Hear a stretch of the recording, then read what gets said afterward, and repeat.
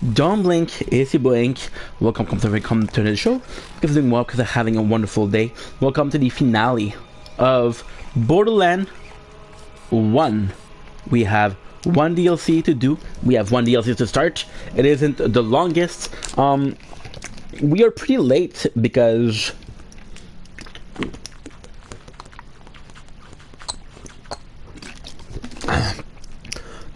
I just had a great time. Like I told you, I met a girl yesterday, and this girl might be the new Miss Vendetta. So, yeah, took care of her yesterday, and it was actually pretty nice. But halas, we have to work, and the work is this. I believe this is the one, but I'm not sure because I have never played these DLC.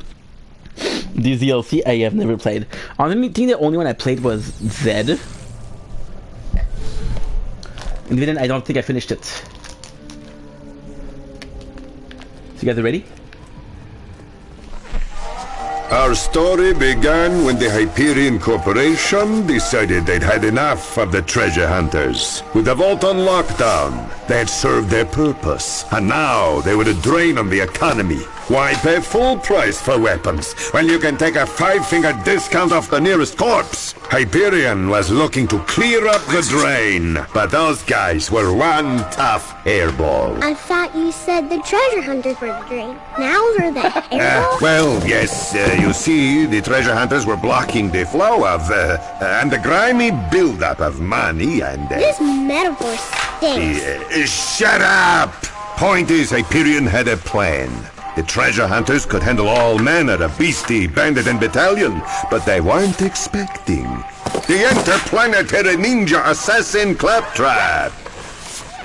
This Claptrap was programmed to take our boys out indirectly. Trapping, poisoning, spreading catty rumors around town. I love this. Nothing was off limits. He was smart. Too smart. He looked around and didn't like what he saw. Claptraps being subjugated, humiliated, obliterated. What we call programming, he called slavery. So, he rallied his fellow Claptraps and turned them against their corporate masters. What started as a rebellion became a revolution.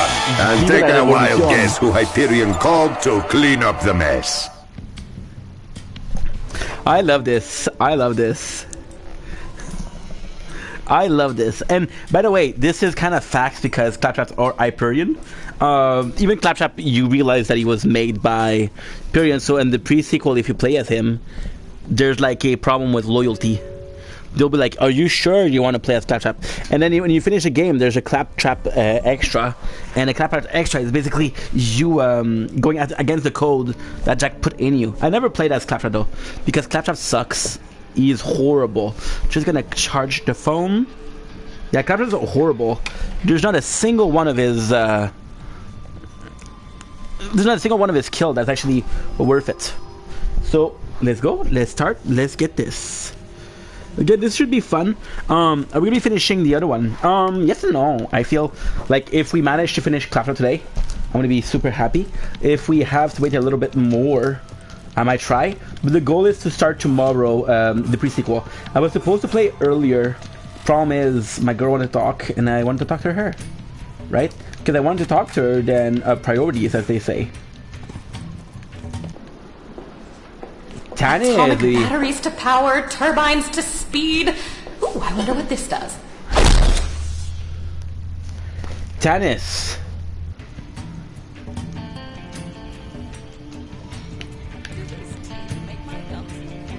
This got me look fat. Hello. Okay, Patricia Tannis. Fuck, I don't have my glasses. Patricia Tannis needs part to build her magnificent something. Head down to the Hyperion dump and search. There's Claptrap for parts and bring them back to her. Level 37, by the way. Hey, hello! Welcome to my secret lab. Secret lab? Terror Pavilion. Yes, I like that one best. I love this. Hey, you look like you're into experimentation. Maybe dabbled a bit in college. Head down to the Hyperion dump to find parts for my totally legit Fuck out of this game.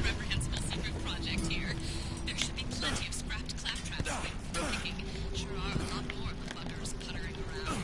Probably Now the problem is the level. The question is 37.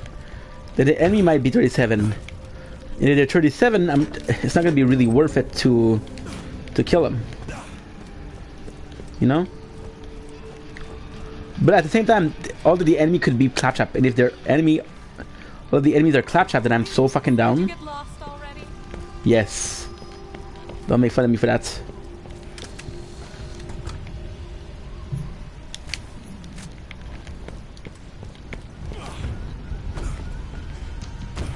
Okay, you got something down there.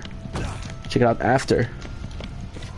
I'm not in a rush, but I want to finish this game. Because although I love Fortnite, I love Borderland, I prefer Borderland pre-sequel. So yes. Oh my gosh. My day was good. My day was really good. We made some videos. Not that many. We did a TikTok live. Did my first interview, which went horribly because we weren't prepared. But hey, gotta start somewhere, right? And yeah.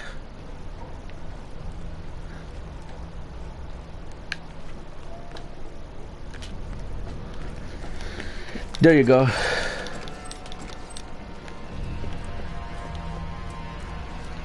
Atlas spares no expense in making guns that excel in every area.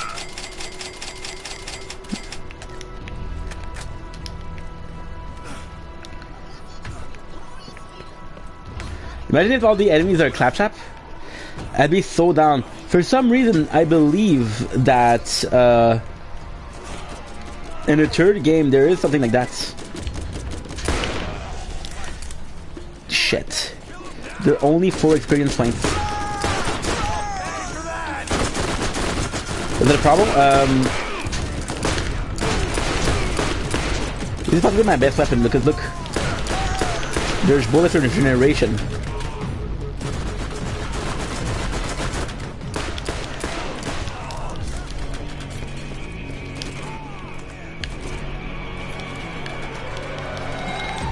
Slack.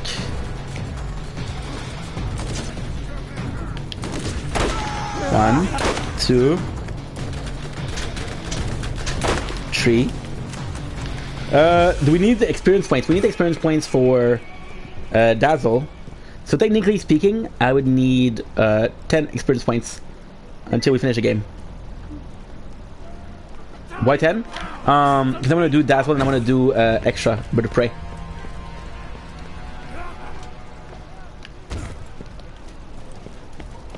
And I'd be set. So yeah, so we did some Fortnite. Fortnite we did a lot. We did an hour. We did, well, 3 hours. Wow. Halt! Put down your weapons. Hyperion Corporation does not wish to harm them. Wow, that's so cool. That is so cool. I'm taking a fucking note, dude. Chill. What you gonna do, huh?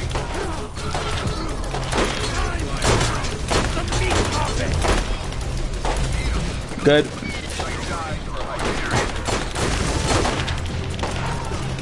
I love this. Holy shit, that's the guy. Boom. Boom.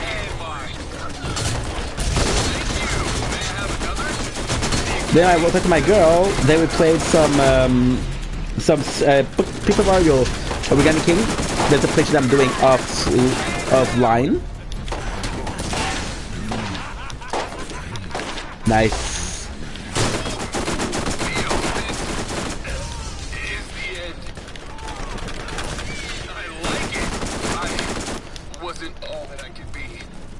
Oh, that sucks. That fucking sucks, dude. That I feel bad for that. Yeah, and that's so cool because it's the last boss that will give you more. So what I think is that every group of people was a piece, which means that there was a piece there too. Again, it's a shame. Oh, the reality is there's possibly an order to do the DLCs.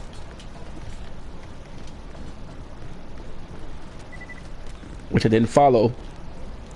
There you go. I have this nail. I think I broke it. It's really hurting. So I'm trying to fix it so it won't get stuck or tough on something. But yes.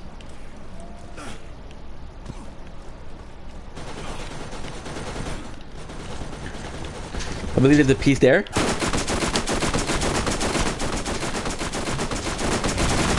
Eight experience points. 2. Shit.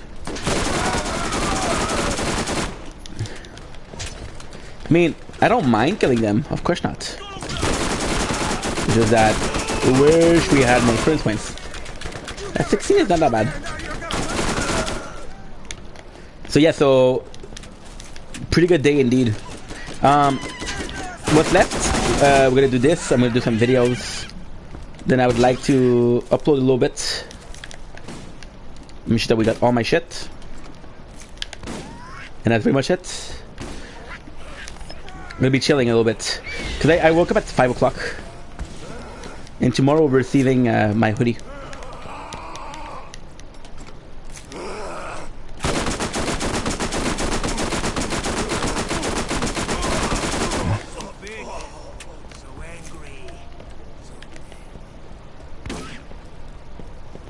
Boom.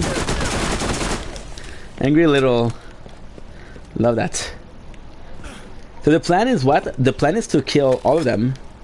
And then when we're ready to get the weapon. Or for example, right, kill every single camp. And then what you do is you move on. So for example, for this one, right? Gonna have some to kill. But it shouldn't be too many. It's a shame, dude. I feel like this is not the right order.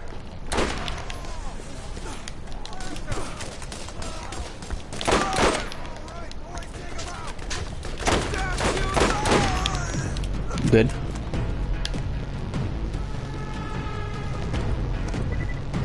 We're here. How did I get my girl? She came to my live and we talked. And since then we've been talking like every single day for 2 or 3 hours. It's not dating, dude. Because we didn't make it official, but I like talking to her. And I had another person text me today. And it was like, right now it's 3:30 by the way. It was like 1:30, 1:40. And I didn't talk, and I didn't text him. I didn't answer. Well, I did open it, so I don't know if it's important. But hey, what do you want to talk about at 1:40 a.m.?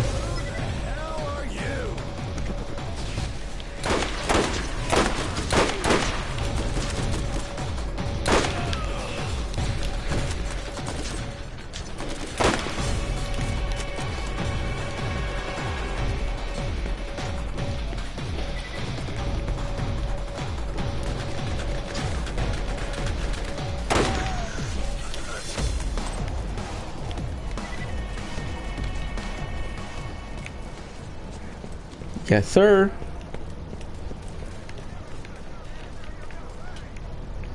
See? It's actually pretty nice. I do like the junkyard. I like the junkyard. Why? Because it's fucking Pandora. And places like Pandora, you expect them to have a junkyard. I feel so bad. Look at him. It'd be cooler if he was still alive and you have to take the pieces from him. Today. With the fall damage, it cannot be a habit because pre-sequel has a lot of places you can fall and die, like lava.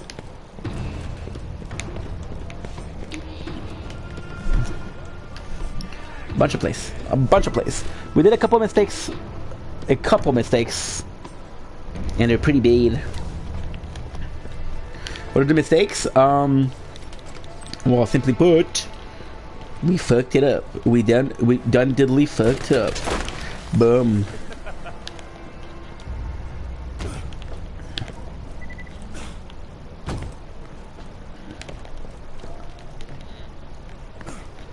Cut.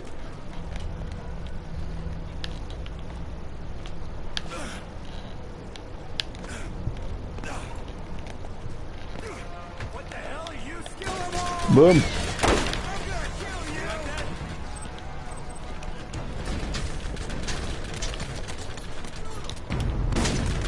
Good.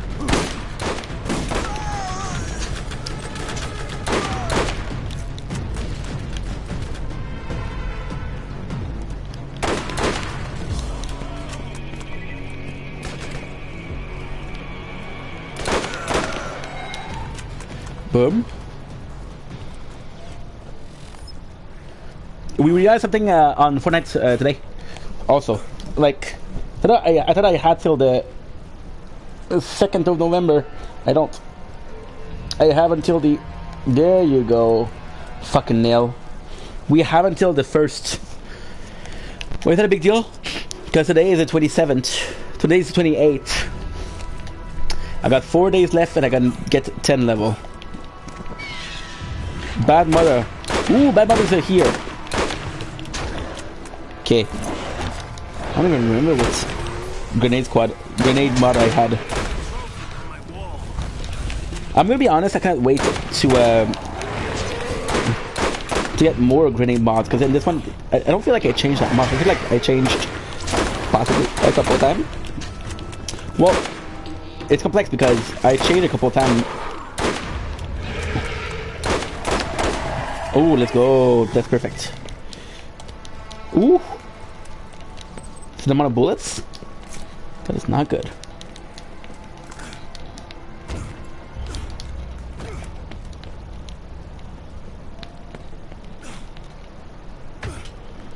Okay.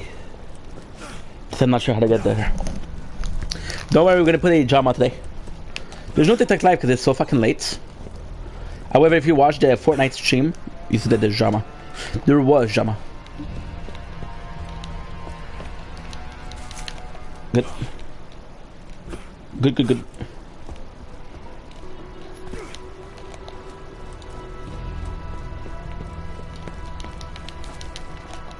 Cannot wait until we get more plays to upload. We didn't have problem. Oh, shh, don't say it. Don't say it. Don't say it until you're watching the stream. We didn't have problem with the stream. My friend Anna Lynn, I saw a couple times. She did her first TikTok live today. It went super well. It went really, really, really, really well. Which I'm proud of her for. She deserves it. She's a good person. However, it's sad because, like, she's a huge level. She's like level 29, I think. 29 too. And a lot of people were there for that.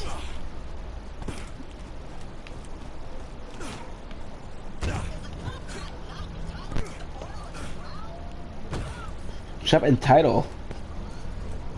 Nice. Easy peasy.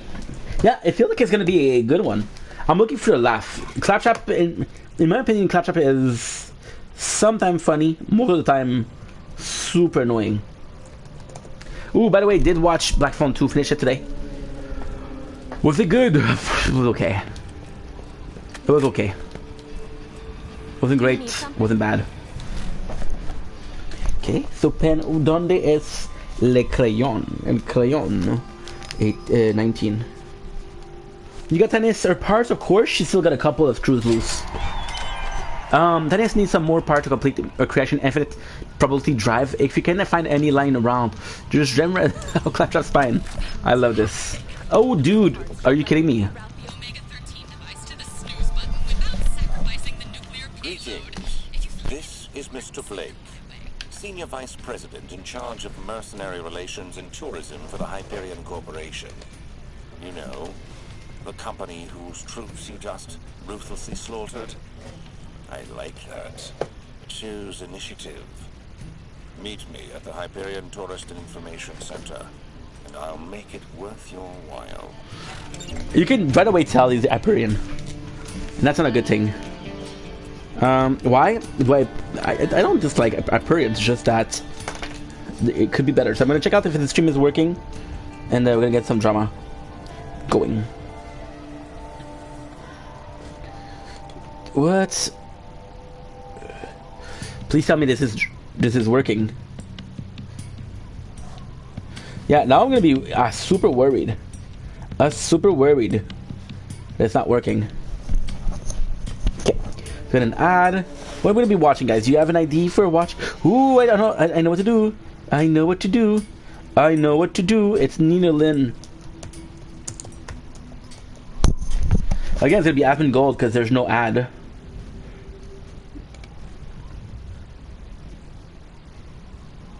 Because there's no ad. As Mon Gold.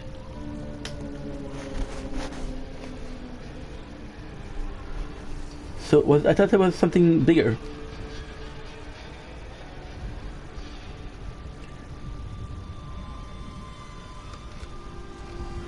Saeed. Did I not properly say admin gold? No, I didn't. As Mungold. I wrote something crazy.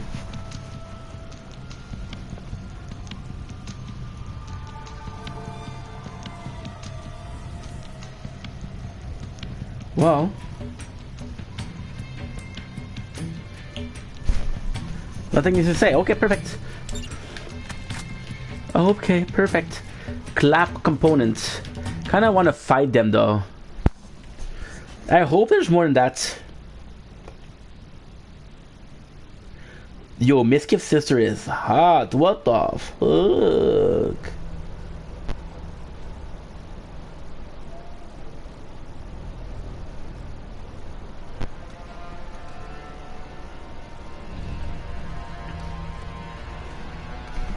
This is so dumb.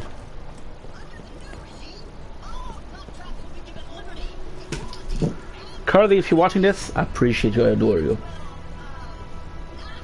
Reality is I kind of want to watch Tucker Carlson, then I don't want to get copyrighted.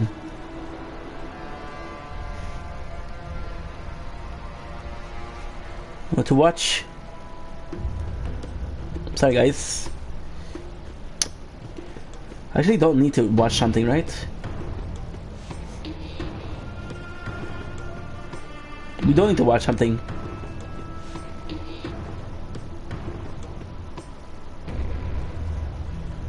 No, we don't need to. You know, this is why I don't like fucking doing this. Because I always have to wait at the end. Good, good. Look at my guy. Look at him. Oh.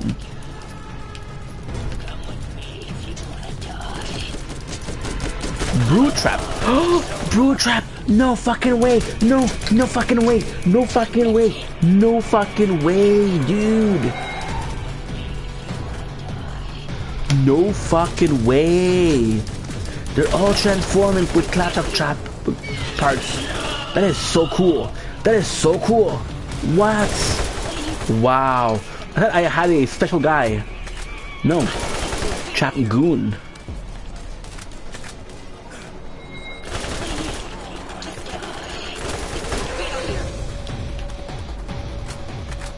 That is so cool.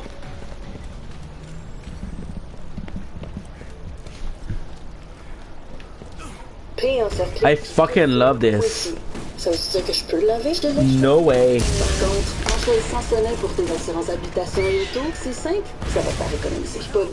that a clap trap? Yeah. Yeah, I'm loving this. Because this is, you know why this is cool? So this is cool because this is kind of, oh my god, look at clap trap. Master Samurai. Oh dude, I love this. Bro, I love this so much. Because this is kind of, Ned Zombies, but with the claptrap. And what's more fun? The claptrap. Badass Hyperion Surgeon Trap. Look at it. Kamikaze! Yo, let's go! It's a new world Master Samurai. where you can go as far as your imagination takes you. Can you imagine it? Oh, I'm in love with this. Let's make your dream a reality. I'm in love with the Coco.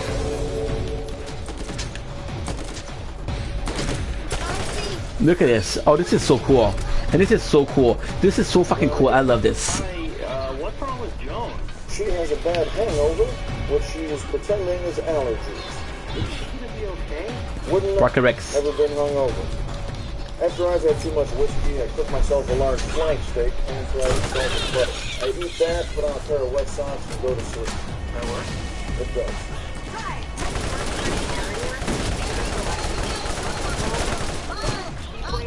Oof. Great question. Take a gun nut, rub it into the left of the table, let it match the scratches. Next thing you want to do is ditch the terrier and get yourself a proper dog. Any dog I love this. Ron Fenton. Come to the gala, that's fun. Grapes or grass, chocolate chip ice cream, and Look at my son Rye. don't trust big banks or small banks. Banks are Ponzi schemes run by morons. Your house isn't haunted, you're lonely.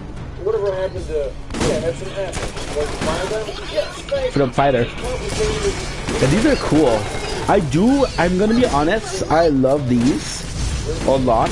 I do prefer having a bunch of zombie with claptrap parts. I just think the concept is amazing. And I do feel bad killing the claptraps because that's my guy, that's my little guy. Are you aware that the bathroom faucet is leaking? Are you kidding me? I just stopped the socket in yesterday. What else do they want me to do? The exposed wire above the bathtub is wet. Oh, yeah, shower! I call it that because you take a shower. Give me a sec. Yes, that is accurate. We have a toolbox. No home is complete without a proper tool. Toolbox. Here's April and Andy. A hammer. Nice. Baseball bag, some cartridge that says sound, and a hedgehog, a scissor hat, and a flashlight filled with jelly beans. Yum. No, hey, no, that's wasting. Hey there, is there a project you're working on? I know more than you. Bon. All right. When April and Andy married, I didn't get them a wedding present. In my experience, wedding presents are nothing more than kindling on a divorce bonfire. Well, I think I found a way I can really help them make a home. You. Look at this bad boy. Come with me. I'm an empty. I don't care. Come with me. Why? I need small things. I'm scared. There. I think I got it. Yep, you got it. Can you just tell me what you're doing? I'm a homeowner. I like to Oof. Yeah, Run is actually quite sweet. Into the valve shank. I'm replacing the handle. I'm tightening the tip through. This weapon will be my masterpiece. Because these little guys are easy. It's a good feeling. Sense of accomplishment and pride. Damn it, I just love it so much. Oopsies. Great. I'm gonna go around this house and fix everything I can find that needs fixing. You wanna help? I really do. Oh, that's nice. That's next. Parks and Recs. Listen up! I have to turn off the power for 1 minute. We're gonna go dark, people. Bear with us, okay? We gotta switch off. Gondo dark. It's just a fuse. It's just a 20 few, eyes. people. Just a few. Oh, wrong eyes. I see you got the handle on that kill glass. Yeah, we're playing. I was wondering why the sound just goosed it with the chemical bounce mask. That was nonsense. I know, but it's so fun to talk like that. You know what? Keep this. You earned it. Thanks, Mom.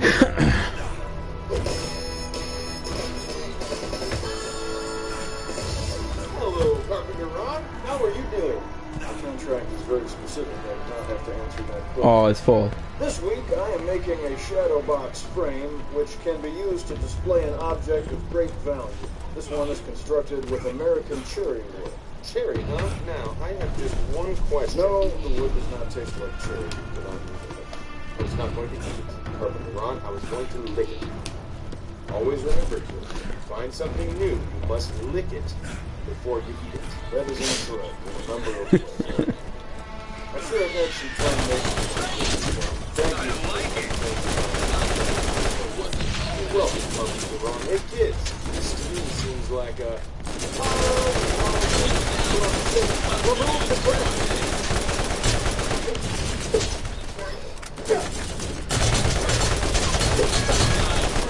Leslie. Oh, God! You having a bad dream? No, I suffer from disorder.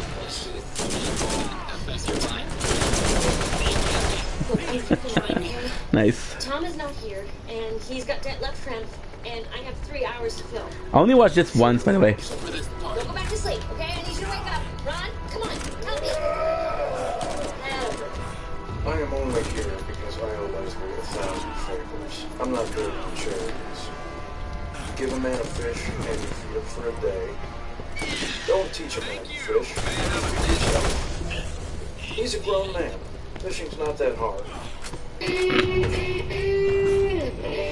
Where the fuck is the claptrap? National anthem of Canada. And now What? see how long I can hold a D chord. April, will you call some of the rec center teachers and see if they want to come down and show off their special skills? Yes, nod your head yes. I can do it. 8 minutes. Jerry, that's disgusting. It's fake. Oh my God, it's real. Go up there and do that. You broke my egg. You don't have a second egg? No, but I'm a very good piano player. I'd be happy to go up there and give it a shot. Why are you wasting my time? This is really serious. You go keep your eye out for Tom. I got this covered. When recaning an old chair, one needs to make sure that one has all the right elements in place. Over. Under. Over. You guessed it. Over. God, he's actually losing money. Over. Under. The chair is losing money. Gentlemen, Wilderness Weekend. I love this. There will be no video games. There will be no What? internet pads. What? This weekend you have 2 parents, me and Mother Nature. Oh shit. I am Mother Nature's brother, The uncle. but you can call me Andy or Brother Nature. Your call. Thank you, Andy, Brother Nature. For the last 3 years, I have served as troop leader of the Pawnee Rangers. We got grape, popsicle grape. Mixed.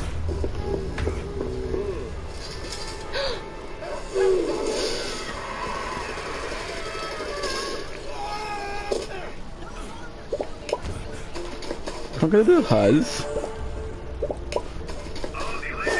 Huh? She's not gonna Huzz this. I wrote the whole thing myself. What is this? That is a Kansas. Like, The most versatile object known to man. I think he's gonna be able to pick up some weapons. Tents, backpacks, shoes, stretchers, sails, tarpaulins, and I suppose... Am I fucking dreaming? Circumstances. Look at this. It can be a service to make art. What's the second? Imagine the third guy. The second gift is the box itself. You have 10 minutes to assemble a shelter using only your 2 gifts. Go. This homemade bulgogi is so delicious, Kayla. This is the best Korean food I've ever had. I would say it's almost as good as lukewarm beans from a can. Right, Ron? I'm trying to teach my boys about rationing food, and your self-indulgent ethnic food court isn't helping. Boys, I'm trying to teach you something about nature and self-reliance. That's a good thing. Nothing beats hard work and determination. Is this the Pawnee Goddesses? I've got the puppies you ordered. Oh, the puppies for the puppy party that we're having in our cabin? Those puppies? Puppies?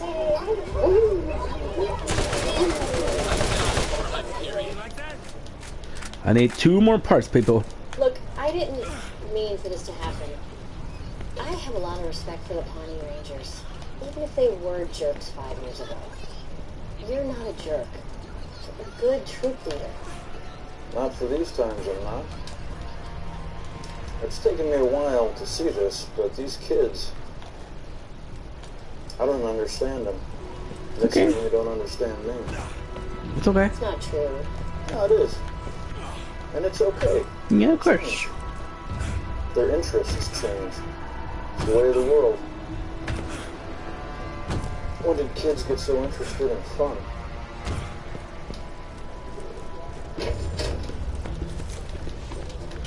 Dude, you're kidding me.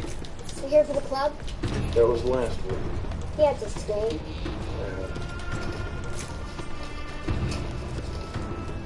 Are you tough as nails? Would you rather sleep on a bed of pine needles than a mattress? Do you find video games pointless and shopping malls stupid?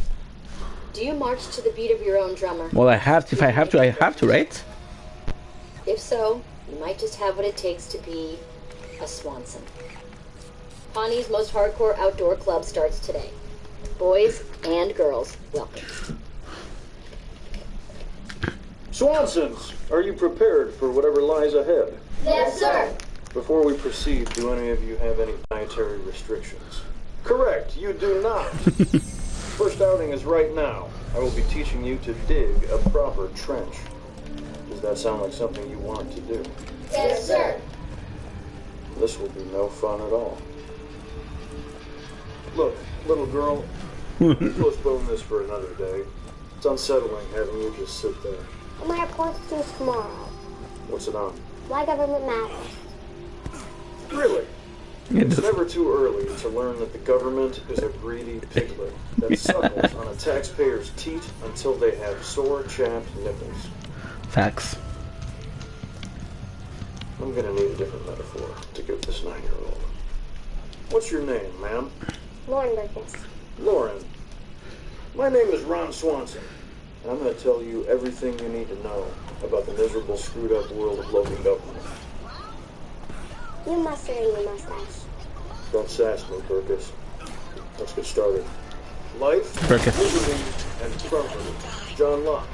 This is your lunch. John Locke from the You Lost? can do whatever you want to with this, right? You want to eat all of it? Great. If you want to throw it away in the garbage, that's your prerogative. But here I come. The government. And I get to take 40% of your lunch. And that, Lauren, is how taxes work. That's not fair. Wait a minute. Uh-oh. Capital gains tax. And that, Lauren, is how FDR ruined business. Lauren? Are you gonna go? Well, I guess it's time for you to head home. I've really enjoyed talking with you. You are, and this is not a joke, much smarter than most of the people who work in this building. I like talking to you too, Swanson. Ron. Hang on, I have something for you. This is a Claymore landmine. Use that to protect your property. Thanks, Ron. You got it. Smart. Are you Ron Swanson? I am. Okay, what exactly did you teach my daughter?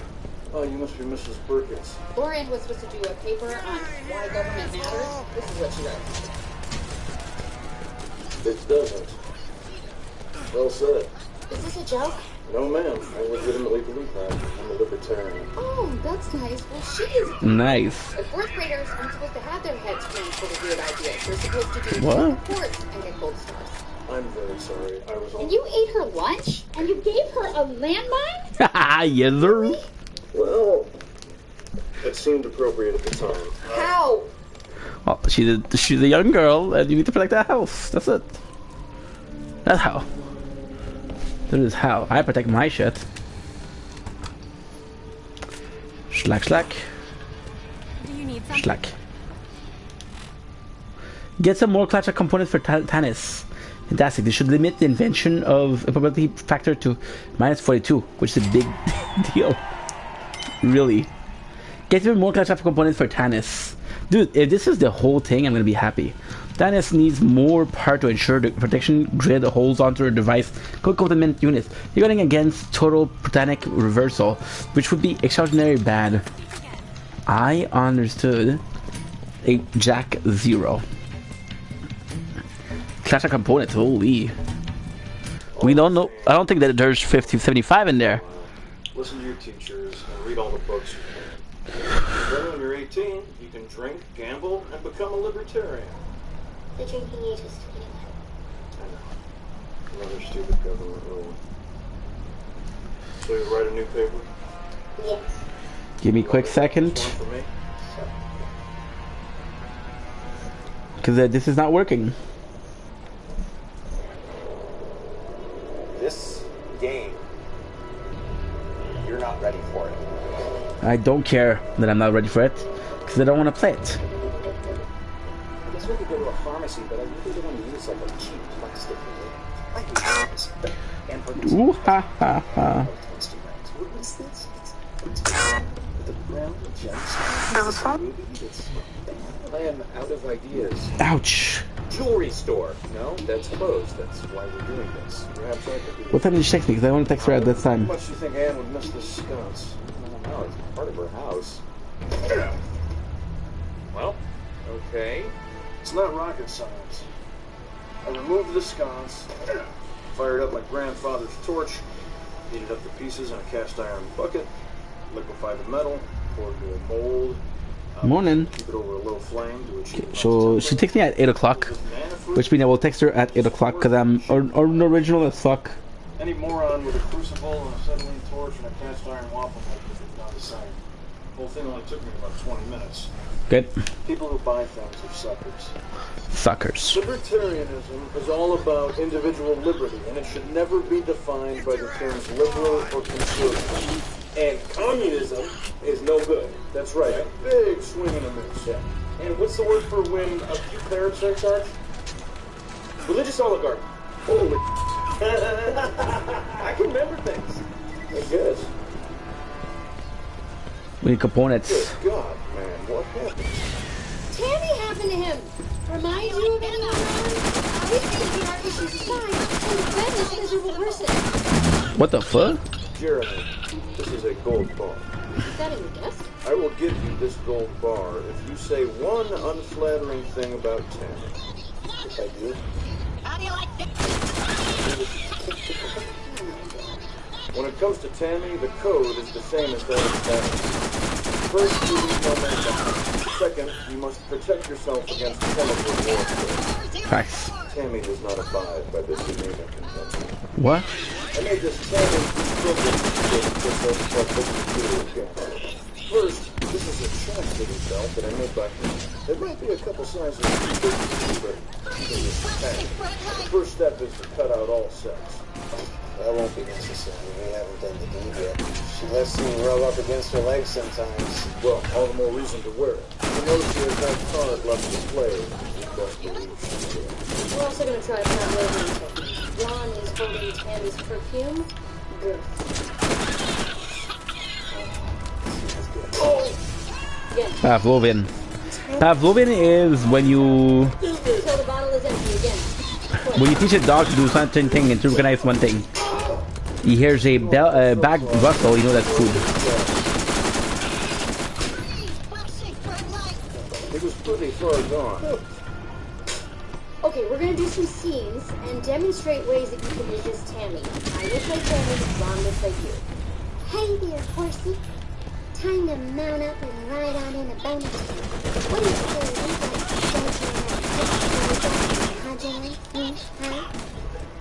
There will be no sex today, Tammy. Oh. Instead, what are you going to the pet store and feed yourself to the snakes?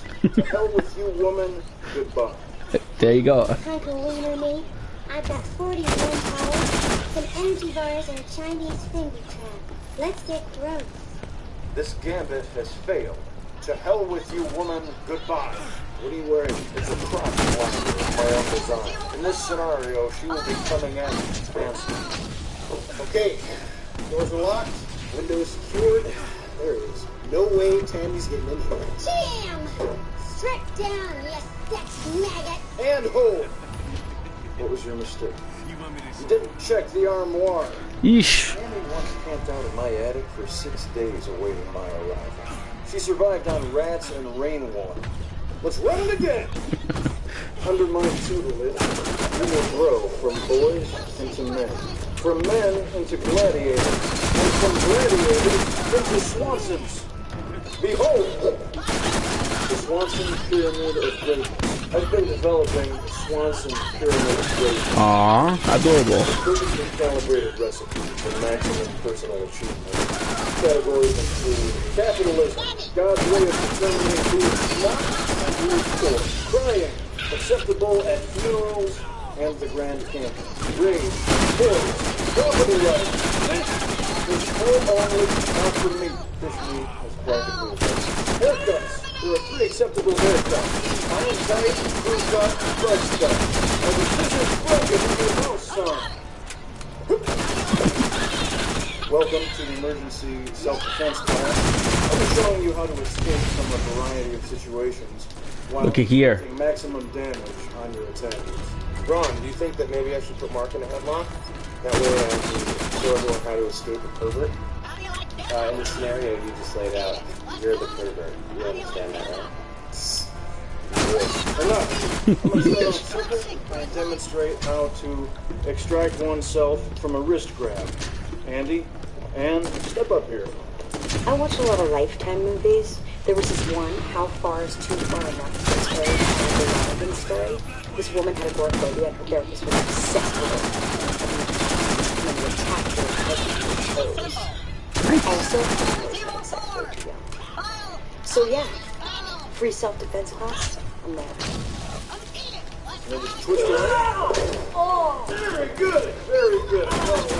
Now I'm on the back. That was really good. Okay, lesson learned. Next, Andy. Impressive. I'm going to engage Andy in a attack code, and he's going to try and break through. Ooh, I don't want to hurt you. Don't worry about that. Just try to escape my attack. Now, when I get out, am I allowed to penetrate? They're strong as fuck. What the heck? We'll be ready. You wanna play? Let's fucking play. Oh, okay. Let's see where we're going with this.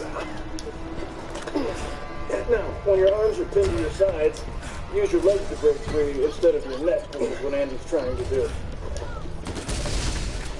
Get nailed it! Get out! Let him go. I don't know why. Andy. Aubrey Plaza Okay, what day is it today? has been such an icon, right? But for the life of me, I cannot help but see her as what's her name in Squeeze your lights out. Scott Pilgrim. No worries. Will you show me how to do that move, though? Sure, I can teach you right now. No. Andy, you should really just take it easy, I think. Do you want some more water or maybe some pancakes? No, I'm fine. What the? Thanks. What's the first move in this fight? Punch to the balls. I'm on the bad side. No, you're not. Yes, I am, Ron. I'm guilty. I did something bad. I'm not able to upload. That's simple. You know what makes a good person good? When a good person does something bad, they own up to it. They try to learn something from it, and they move on. I just don't know. So we're uploading a video. It's not uploading at all.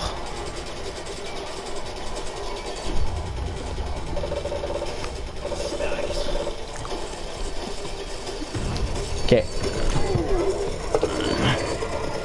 Just try to figure it out because the longer it takes, the worse it is because we'll be reaching the 24 hours. Seaweed, show. That large boy is my colleague. We work at the Parks Department. Oh, you're not even from the Public Works Department. Look, it appeared that no one from the proper channels was going to fix this, so I decided to do it myself. Do you know what you're doing? Won't be long. What the fuck, dude? Why is it not working? Yes, I do. I just need to work, please. I'm not asking for much. I'm asking to work. Ouch. Please and thank you. I'm sorry about his curt mood. I'm single mom. No need to apologize. I understand completely. This is delicious. I got a food this week, That's where I got these gloves. right? So, how exactly are you gonna Okay. use this hole? Just for my own edification. The reason why it's not working is because it's uploaded. Out of the hole. Now I'm using a jackhammer to remove the larger pieces. Then I'll spray down the hole That's why. Ah, okay. and fill it with Well, if it's working, we're good. If it's uploaded, it's good. Now I can fix the next one myself. Shh. Thank you. Sorry about this, guys. Ron, listen, I've eaten a commissary hamburger for lunch every day for 12 years. I just wanted to make sure that this pointless health crusade won't affect the only part of my job that I like. Oh, those hamburgers are bomb. Red meat can cause sluggishness, heart disease, even impotence. It has the opposite effect on me. You ever tried a turkey burger? Is that a fried turkey leg inside a grilled hamburger? If so, yes, delicious. A turkey burger. You take lean ground turkey meat and make that into a burger instead of red meat. Why would anyone do that to themselves? What if I told you that I could make a turkey burger that tastes like any other burger you've ever had? Challenge accepted. Cook off later today in the courtyard. If I win, hamburgers remain in the commissary. Doing that for them to respawn. The rarest jewel of all. Victory over me, Ron Swanson. I like that. We're on. Hey guys. Amber, Annie, Bill, Johnny. No, I don't plan to buy anything here. I buy my burger ingredients at Food and Stuff, a discount food outlet equidistant from my home and my work. I came here for the same reason people go to the zoo.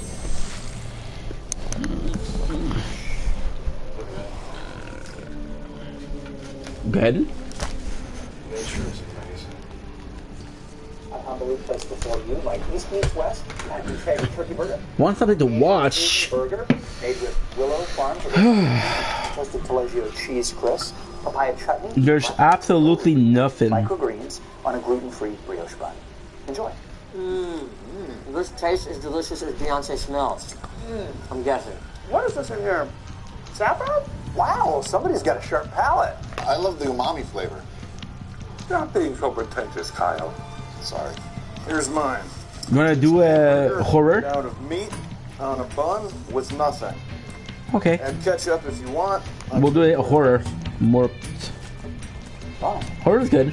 I'm so disappointed. I thought that you and I were going to have a real challenge. Never mind, this is better. Fuck, dude. Mort. Kyle? Horror. Sorry, Andy. Ron's is better. Oh my god, it's so much better. It's crazy. Turkey can never beat cow, Chris. Sorry. I don't understand. I've tinkered with this recipe for Good. years.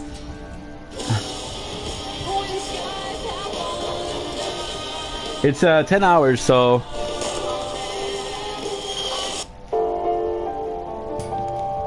I'm a 24-year-old male, and this happened to me a few years ago. We'll do 1.5. If it's too fast, you tell me in the comments. Should be too fast though. Mort is good. So yeah, so we respawn because it's gonna respawn every single clash trap.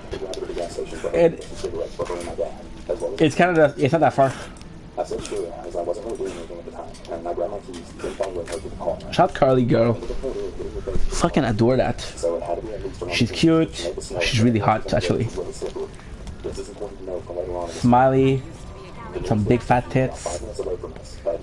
You know, a lot of information, but hey.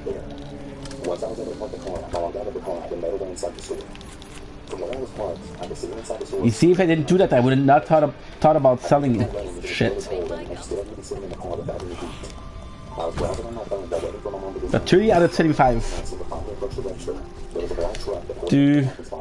Before I go, was there something I could have done to make your heart feel better? Today we're gonna get the sunrise, gonna be nice.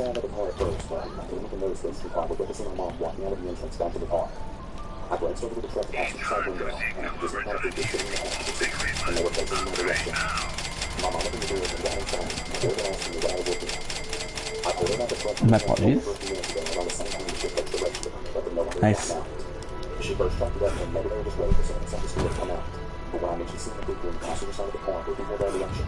We're tired. Yesterday we fell asleep.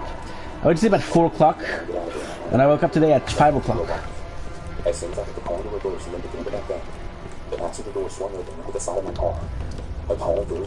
No. I woke up this morning. I went to sleep yesterday morning at 4 o'clock, and I woke up the same day at 5 o'clock p.m.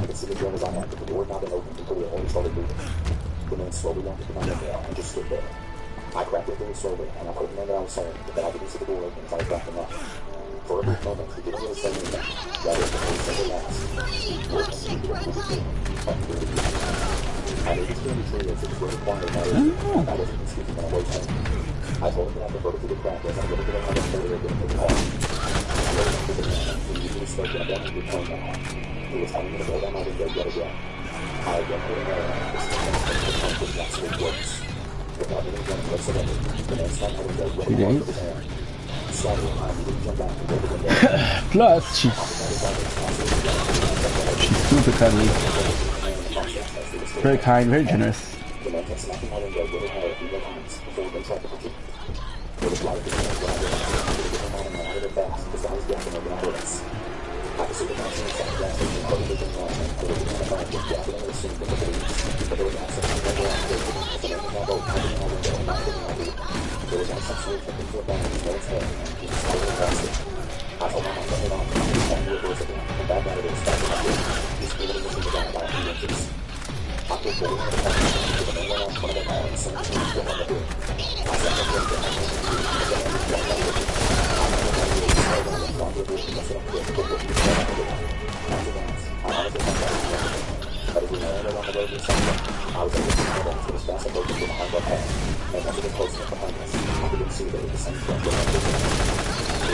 Boom.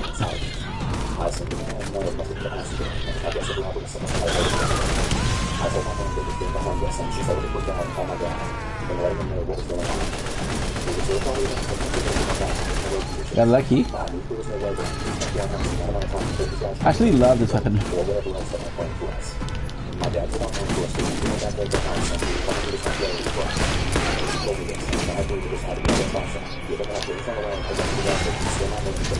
Look at this shit.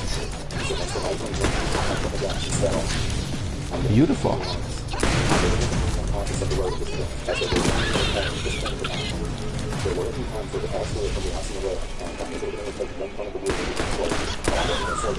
This shit.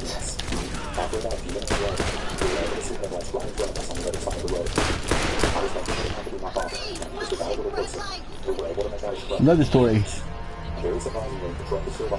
Fuck, I'm getting tired.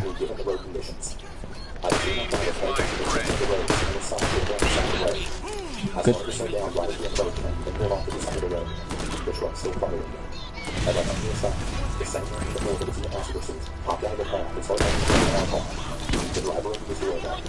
Give me a quick second.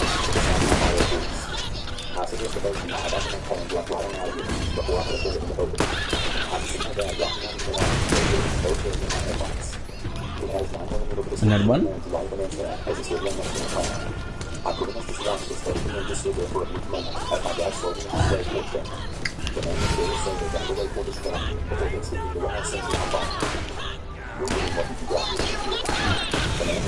I've been listening to this guy, this channel, Mort, for 4 or 5 years.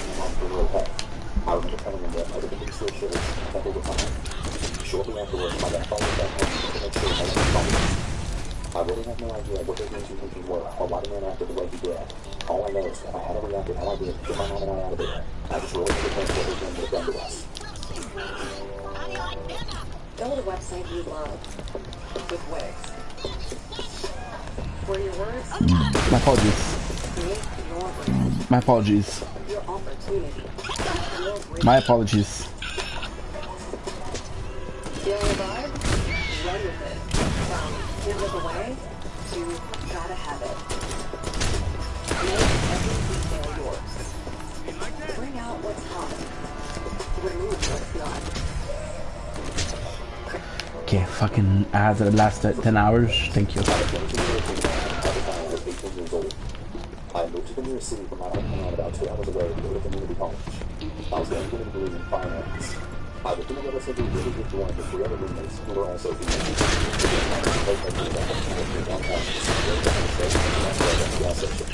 The area was living in a city part of the city, so I was going to accomplish whatever I did, especially at night. Badass. Oh, it's not that bad. So see, this is a problem because there's no more. We killed them all. Though I would typically avoid it at night, some really some really creepy vibes. When I finally arrived there, I opened the door and went inside. It was pretty quiet, save for one guy who was hanging out with a hoodie in the back. The girl at the counter seemed to be scrolling through her phone. Thank you. She didn't really have much to do, so I went ahead and started looking at things I wanted to buy. Though I gotta say, the closer I got to the back, the more that I could hear this sort of muttering. The guy who I'd seen entering the store seemed to be muttering absolute nonsense to himself. It wasn't that quiet, so I wasn't able to make out what he was saying. I didn't really think too much of it, and I just went back to what I was doing. A few minutes ago, That was delightful. still shopping. Really good. So we drinking next. Absolutely shouting random incomprehensible. Because again, you guys know that I have a struggle with energy drink. We Our story big. What? I didn't know what to do. I wasn't sure if the sky was drunk high or just crazy. The girl at the cash register seemed to have been alerted to his presence as well. We had made eye contact, and she looked just as terrified as I did. You know what happened? We both just watched as this man then rank and raved and You know what happened? I wasn't sure if I should call police or not. I was trying to be quiet as to not alert him of my presence, as I just really didn't know what he was capable of. Another few minutes went by, and this guy then started yelling and screaming until he then walked up to the front, kicked over a few benches, and left the store. I watched the guy then disappear right into the night. For some reason, this will. I genuinely thought that was going to be attacked. This takes me there. Thankfully, he left, though, without causing too much damage. I walked up to the porcelain cashier and paid for my stuff. I also ended up giving her some extra cash because I felt really bad. I mean, I know she wasn't getting paid enough to deal with people like that crazy-ass man, so I just wanted to... Crazy-ass man. That's pretty much the end of my story, though. I don't really have anything to add. I don't know if Okay, good. but I'm just really hoping that I don't encounter him again. When I was 18 years old, I decided to go metal detecting as part of it. It was in the heart of the ghetto, saying that this place is a bad heart. See, 7:30. There are regular shootings and occurrences, and the parking lot around the area is filled to the brim with dirty needles. And maybe I was shooting for attacking at this location, but I guess I just didn't care. I mean, I previously did this work, helped this old bum find a missing piece from his bicycle. My apologies. It was like 4:30 in the morning.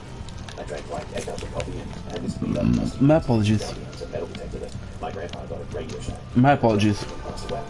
And started on one side of the field. And then we went across it. Sort of rusty skin sort of happened. I found corona caps and sprinkler hearts in the end. But I was at about the middle of the field. Very good at seeing as well a coin or whatever. That was really good. I got my detector on the glass and pulled out this It's like I'm always hungry lately. And as I was digging, sort of looked around and took a view of my surroundings. I had one look that was behind me and noticed that this older, heavy-set black dude sort of looked a bit like Wesley Willis. He was super far away from me. This started... Because... I assumed he was by the park, so I kept digging, but kept my eye.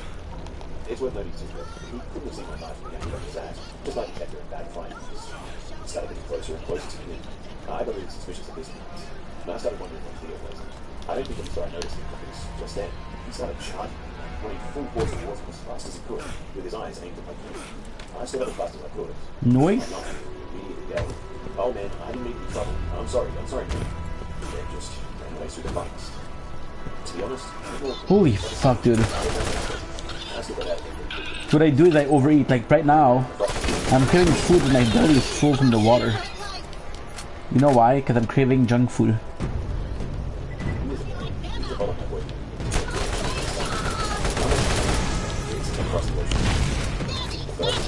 Boom. Thank you.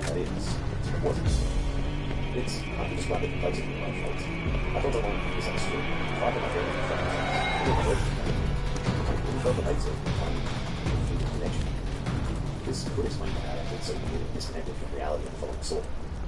I'm also 70. I like to see the best in people around. This has been problematic on a few times. With the story, maybe the worst thing is handing out what you've got. So my boyfriend and I, very good business. We do it on the crazy. We don't have to make it better. I do have to know that's I go to these sessions and Black.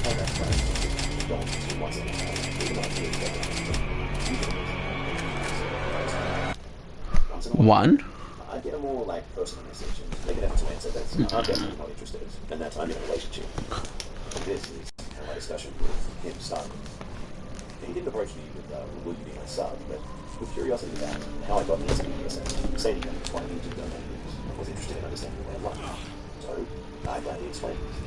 The explanation was turned into discussions. He told me about how he was police and that he investigated that kind of Boom, stuff. boom. He also told me that he was married and that he had Hello there, good friend. we had a lot of hobbies in common too. Got those para tres knees. Fill time. If you got the time, she got the beer. Fill the beer. It's filler time. Popcorn settling on Tenant's device is malfunctioning. Well, not so much malfunctioning. Including deadly mutant corn. You more parts should fix it. Wow. He shared pictures of his kids and the investigations that he was A hundo. This went on for another 3 months too. Then, one day, he told me that he had to do an Damn. close to the town where I live. Asked if he could leave for coffee. It would be a bit, I'm gonna be honest, it would be a bit nicer if the more you gave her, the worse it became in the dump. Like enemies were becoming more and more robots. Before anyone panics, The Claptrap were becoming stronger and stronger, because right now we're doing a Claptrap genocide. he has a lot of girlfriends back in my country. I have a lot of boys. So this really isn't influence. But anyway, back to this person has. It felt as if he only felt he was honest. We had a great time. I was so happy that I found a friend far from my country. He knew that I loved reading thrillers and better investigation videos, so he showed me his humor. Hang on, check. I would love if they also gave. Show up what he could do. However, as the night went on, after grabbing drinks from the bar, he forced me against the wall. Yes, I was shocked. He barely managed to push him off. I told him that he was using it. Schlack. He was married and I was in a relationship. He was really sorry. He told me that he felt this between us. I was like, yeah, it's called friendship. Ooh. Then say that. He told me he wanted to take care of me. It's pretty crazy.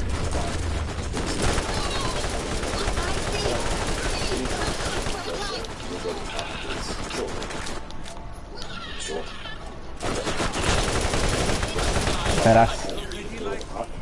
I don't know if it's true.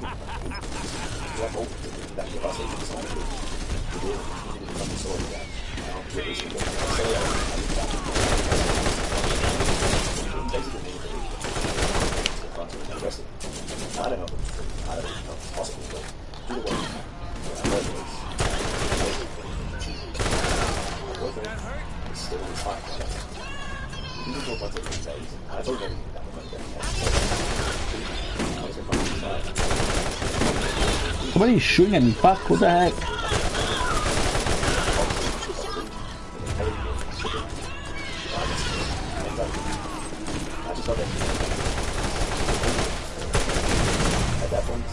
Trudy. Know what I was. That guy was good.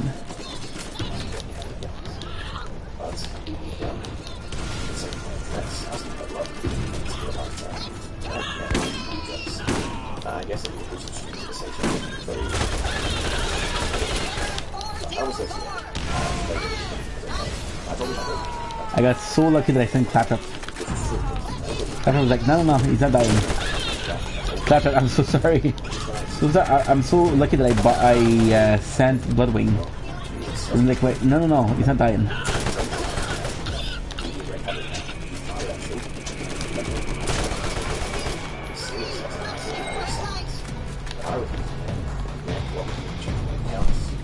Good. I got scared. I got called.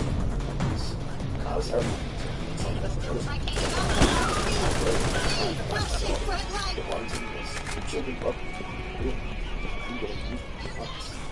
Then I broke myself. I knew that I could transfer all of the numbers from one phone to another. I didn't know what to block previously blocked numbers. Days later, I got a message from him. He told me That's the wrong weapon. that he still loved me, but he wanted to know. He apologized to me to believe that I was only mistress material. I was worth so much more. He said my boyfriend so expensive. He said, why? I told him never So, does this mean he's been sending this message over and over again in hopes that he might see it? Boom. All of the information he told me before that in person. Fortunately, I had dated people that before. Disassemble! Basically,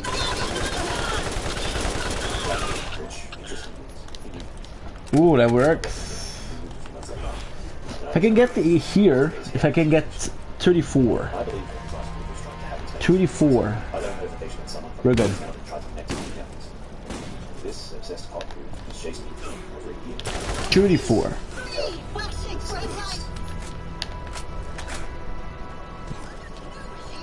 Or 34? Because if I can get 34, I'll do it 3 times. Some of these dogs chase the cats around, and some of the dogs kill them, and some of them injure them. I'm not blaming the dogs, though. It's just like the bad owners. I'm just saying that most people do not like cats at all, and that goes for the people in our apartment building. All of them hate cats. We have a grandpa who lives downstairs and threatens them. He's an awful guy with 3 children, and their father and the grandma hang around a lot outside, and I often hear the grandma teaching her children to hate the cats as well. Now on the 2nd floor, this is where the evil neighbors reside. On the 2nd floor, there's a back door that leads outside, and the 2nd floor is on a hill. We often move back there at night to get the cats food, and we found it quite difficult to do so these past months. Now we have to go out back and walk towards the side of the building to get the cats our leftovers. A few months ago, my dad came in and sent out the neighbors opening spices like paprika, garlic powder, and other spices on their windowsill and air conditioner to hurt the cats if they smell it. I immediately went outside and ripped some dirt off the ground. Gonna text my girl. Splash some water to get rid of the dirt, because obviously if you do that, you'll Be in the know. Shh. This is my dog. might get used. They even put notes on their windows to not lock it down. Okay. For a few weeks. Yesterday they put a ton of crap on their window and I wiped it off. And then today, Noise. and I went outside and took a picture for evidence. Now we have a note from the manager on our board saying Good. I wiped it down. And they have some Start game. So I'm saying I did it. But they're saying that I tried to get under the windows and break in. It's just a warning notice, but I'm not sure what to do. I really love the cats. I grew up with them. But I just don't understand these grown-ass adults having beef with a minor and some cats, seeing as they have their own cat. I would also like to add that the managers are horrible. They hate animals, and they put notes on all of the apartment doors to not feed them or give them water. But what they don't realize is the cats are saving them from lawsuits, seeing as snakes like copperheads keep lurking around here, and some snakes have even gotten inside the apartments. The managers are also buddy-buddy with other residents and let them break the rules. They literally didn't kick their friends out when 2 grown-ass adults jumped into my older brother because we called him names when he abused a cat right in front of us. That's just how I'm Our store. Again. Sorry, guys. Game to me is basically freedom. It's a giant open universe where Just trying to move on. female, and I got my first apartment about a year ago. So glad, bro. I met a girl. But excited about the opportunity. So glad, dude. Finally, things are going my ways, you know? My key broke in my door, so I had to call maintenance. She kind of wants a relationship, though. And I don't know how I feel about it. But my dog was immediately afraid of it. I passed it off as nothing since she was a puppy, and I figured she might just act that way around everyone new. A few weeks later, my dishwasher broke, so I called maintenance to come out again. I was working on crate training my dog. Torture? So it was fine for them to come while I was at work, since she would be in her crate, and at most, just might annoy them with mild barking. Upon arriving home from work, I found several places on my carpet where my dog had an accident. I thought that I must have missed it before I left for work. I took her outside to go for a walk. Slack. This guy stopped me and informed me that he let my dog out while working on my dishwasher. He informed me that I was starving her by keeping her locked up all day, and that I wasn't a good pet owner. He then stated he'd take better care of her. I was way too shocked. That ain't do. I talked to my dog's vet, and then they confirmed I was doing everything right for crate training my puppy. For several weeks after this, the maintenance guy would stop to attend to pet my dog whenever we saw us. I started taking different routes for walks, and began driving to a nearby park to avoid it. This was when I realized my dog didn't react to any other stranger the way she reacted to him, hiding behind me and aggressively barking. He also began making comments about my appearance. I mentioned the occurrences to my parents whenever they visited. My mom thought that I might just be overreacting to living alone for the first time. She walked my dog with me around the complex. Can we possibly do that? Maybe there's more catch up. My dog. We got back from the walk, and my mom then stated we were going to go out to buy video cameras for the apartment. After that, things seemed to calm down. Might be. A different guy would come out. My dog was still huge, but wouldn't react aggressively. Today I had a maintenance issue again, and the original maintenance guy came out. My dog once again reacted aggressively. I told her to help calm her down, and she began to relax, but still remained on alert. The maintenance guy mentioned that he noticed my family had recently visited, and he then proceeded to ask if they had left. He then started asking me how they were working. I responded by saying I began feeling very uncomfortable, and I laughed off his question by stating that I didn't remember. He wouldn't accept this answer though, and it kept pestering me. I then responded by saying that I'm bad with numbers. He then kept asking me about how many hours I work. My dog then began barking aggressively at him until he finally left. I honestly feel so freaked out right now. My lease is almost up, so I'm not really sure how much of a cash I'm getting if I would hold my security deposit. I'm also nervous about following the and over here for a few more weeks. That's good. This happened last night. For reference, I'm a 22-year-old. Give me a sec. So we did. Oh shit, that's good. That's true. Did 6 hours say 4? Once I went down her upstairs apartment window, I saw the man walking shit. On the parking lot, which was across the street from our unit. This is 4. We'll go to bed at like 9 o'clock, 9:30. sat in his car for around 3 minutes while I was in the dispatch. 9:30 is perfect. Then came back to my door and knocked my out for another 10 minutes. Slack. Slack. Okay. Slack. If I go to bed at 9:30, it's gonna be perfect. Stop, dude.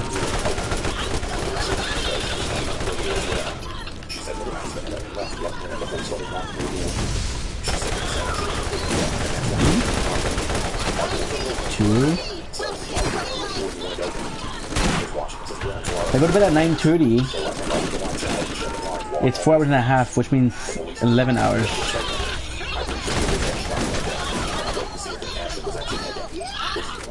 They're not strong, it's just the number. To say the least, he was outside for about 25 to 30 minutes. To the document that ran out of minutes. Okay, so I'm trained in firearms teach. I now was considered running over the week, and the background check is really quick. We're going to do that firearm. My husband is taking some classes as he comes from somewhere where owning a gun is illegal, so it's never been so fun. I'm still getting to the responding officer. I have his badge number and name, so if they ever come to me,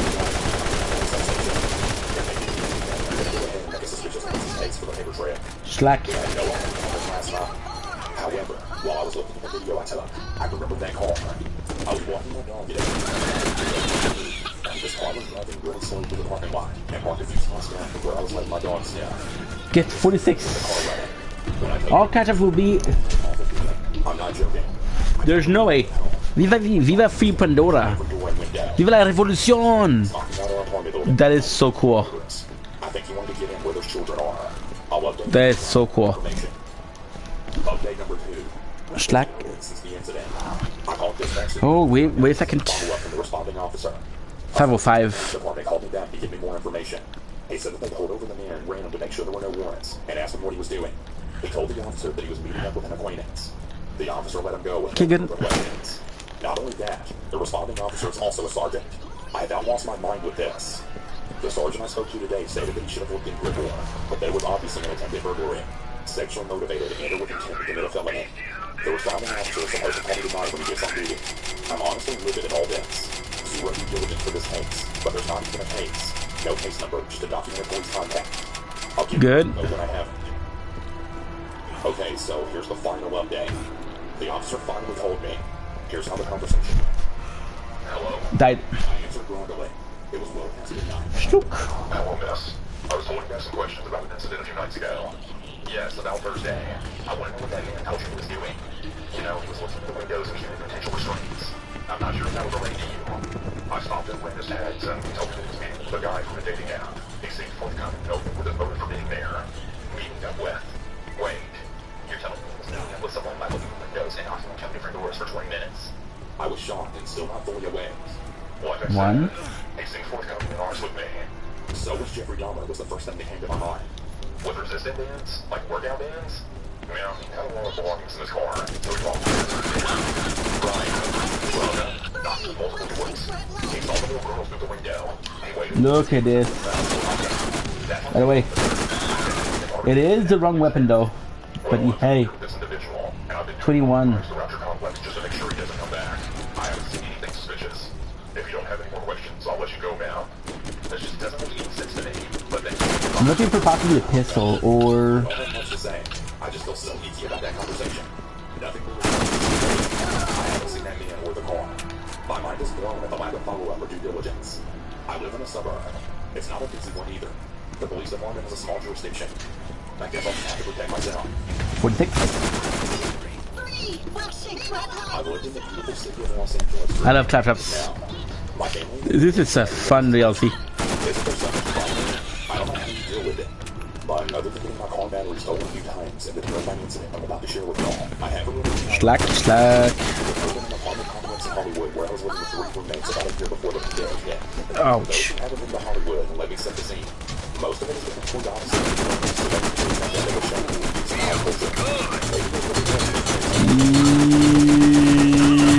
But now it seems to be a magnet. It's extremely dirty and sometimes it feels unsafe to walk the street. Let alone the night. I'm a Oh, You truly never know who you're that was beautiful. and I don't mean that in a good way. Now for the apartment complex itself. The claptrap. But for whatever reason, apartments that have having security The amount of bullshit they're saying is amazing. all those sketchy apartments in LA that had security patrolling the building. Except claptraps are either super funny or super fucking annoying. Worse, the complex would allow certain apartment units to Airbnb guests, meaning that randos were in and leaving the building 24/7. Both of these elements contributed to what happened on the night in question, which also happened to be the day I moved in. So on this day, I was almost done moving all of my stuff down. Nice. Now I don't know where she is.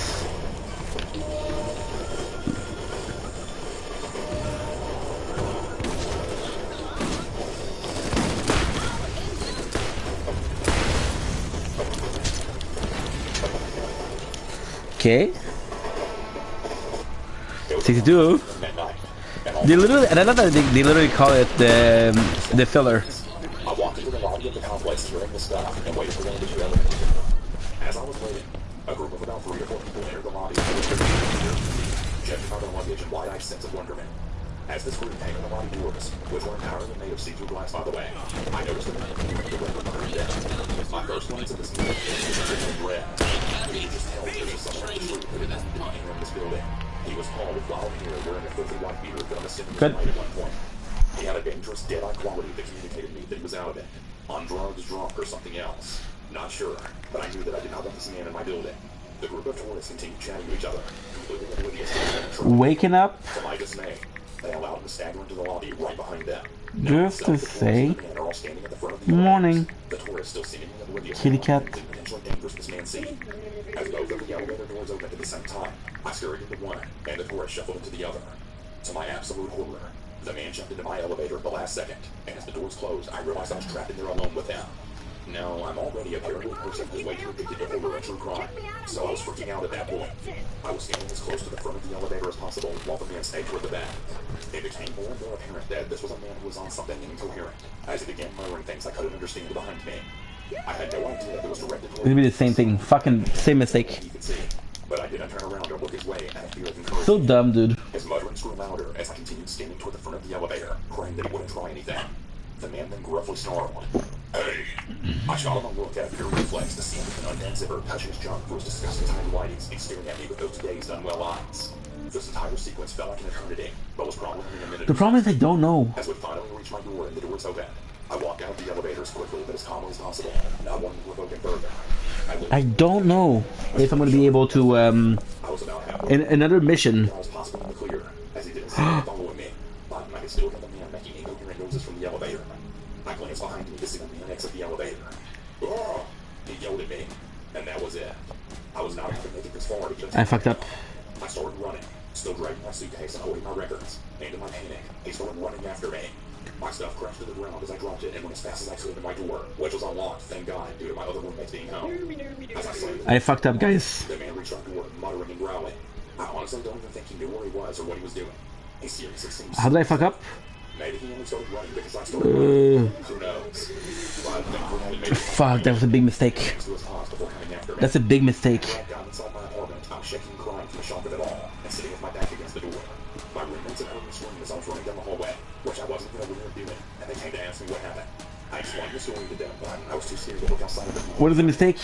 My roommates did it for me. Oh. Instead of the man was just wandering around our hallway, looking lost for a few minutes, before going back down the elevator. Okay. Surprisingly, that was the only crazy thing that really happened in that apartment. There was one time that the glass doors in the lobby got completely shattered by someone. One. And we were literally without doors for a while. We didn't have enough space, so the recording stopped. This is the third time it stops today.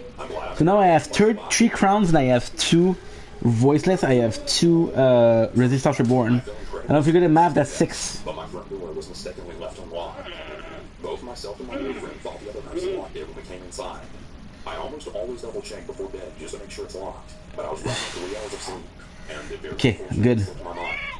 So now what we're doing? To make things clear, my boyfriend works night, so he's almost always awake during the night and sleeps during the day. I work days, so my sleep schedule is nearly... I have an ID. Every Saturday morning, I load up our 2 baskets of laundry into my car and wash it at my mom's house, since she lives closer where Okay. I work. And our mom... So we'll do X recorder. I specifically do it every Saturday because it's the Okay. day of the week that I get out of work in the morning and have time to do it, so it works out well. I have Sundays off, but I like to stay home that day. And since my mom's house is nearby, I would kill for and ended up getting the two of us more than 10. I have to wait like 2 months though. about 6 p.m. to help me carry everything inside. Like I mentioned, we were both distracted by food and carrying everything. We both just forgot to lock the door upon coming back inside. Oftentimes I carry everything Won't be long? alone since he's usually still sleeping. We're almost there. He fell right back asleep, but I was awake for a couple of hours playing my Switch. At about 8 p.m., I got up and put my Switch away, and passed out very soon after in bed with him. My boyfriend got out of bed approximately an hour or two after I fell asleep, and then went into our computer room so he could play some games himself. I have no idea how I slept through all of this. I'm so horrified to think Well, that's 4 minutes video. and then immediately walked into our front door and living room. The computer room where my boyfriend was sitting is directly down the hallway from the living room. So he stood I just found out that we have a 40 minutes rule. 40 minutes. Hey man, what the hell are you doing? Who the hell are you? Meanwhile, I'm asleep in the bedroom right off that same hallway that he was walking down to get into the living room and front door area. I very vaguely remember hearing him say, "What the hell are you doing?" Like what ads? So I passed right back down. My boyfriend said the guy was wearing a face mask that was pulled down, and he was stumbling over his words and said something along the lines of, "I'm supposed to be here?" They said, "Just knock and come in." And my boyfriend told him to get in, Nice. and then he had the wrong place. And the guy then backed off into the hallway out of our apartment complex. The guy said something like, "They told me room number 450 or something like that." And I couldn't Yum. They wouldn't give me an exact address. My boyfriend then threatened to call the police. Fuck, I ate ads, guys. I'm so sorry. You've got so much to do in the background. Call the police anyways, but I'm not really sure It's what insane. they've done at this point. I know I'm probably being completely paranoid, but I keep thinking about what if this man follows on the road. And we died. It's okay. Every Saturday night until recently. Our curtains in the bedroom were cracked, and he could have seen me sleeping in bed while I was alone. The way he was stumbling over his words trying to come up with a reason that he walked into our apartment does not sit right with me at all. Especially since he said they wouldn't give him a 4. address. Then why would he have gone directly to our door? My boyfriend didn't hear him trying random doors or jiggling on neighbors' windows to see if they were unlocked. So it seems as if he went directly to our door. What if he knows my routine? I know he could have Not enough space. Great. with someone, but the whole thing has me so freaked out. How am I not going to overthink this even though his world is a woman? What if he didn't even knock, but my boyfriend just thought he did, and it matched the story? Okay, so we have a 20 minutes video. It's gonna be easy though. It's gonna be very easy. So I have a 29. Ah, okay, good. Does anyone have any advice or precautions that I should take? I just want to know if there's any red flags someone else might think of that I haven't. Guys, this is great. This is great. And I'll likely not be able to sleep without a weapon near me. This is freaking great. Okay, good. About a minute after I just locked the door from running through groceries, Slack. I got 7 gigs off. I approached it to see who the hell was there, and I heard the bottom lock unlock itself and the knob twist, but the deadlock kept the door in place. I had my hand on my concealed pistol while my heart was racing really fast. I looked outside, and he just stood there, backed away, and then relocked the door and walked off. The person I saw was the same maintenance man who's been coming to our place the past month to do work. But every time he showed up, it would be uninvited, and he would never stop knocking, as well as stand outside the apartment. Okay, so if I can do these two, And when I told him that he that's gonna be followed perfect. the notice, he smirked. Yesterday, my mom Nice. told me for an uncomfortable length of time Okay, she was doing so these two are gonna free 9 gigs. This guy has been giving me massive creep vibes from day one. And 9 he's gigs. trying to break in uninvited. Oh, come on, let's get down. Come on, everybody. Check me out. I'm dancing. I'm dancing. And we'll also transfer this one. 5. And then, because we transferred all of these, I'm gonna have like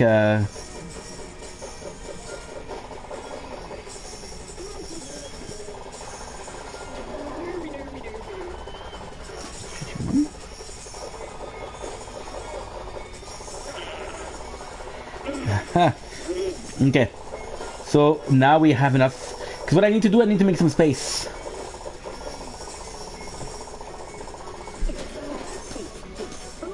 But check me out. Oh, come on. Get down.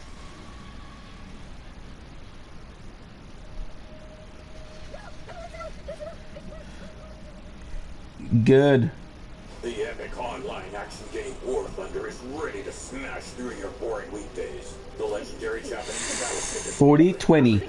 If someone calls for heavy artillery, it's already 40-20. in the form of the Yamato, and in the sky, a true Hollywood-style ninja, the American There you go. The helicopter is fast, stealthy, and deadly. This is good, dude. Tanks from above and vanish like a ghost. Japan's cutting edge.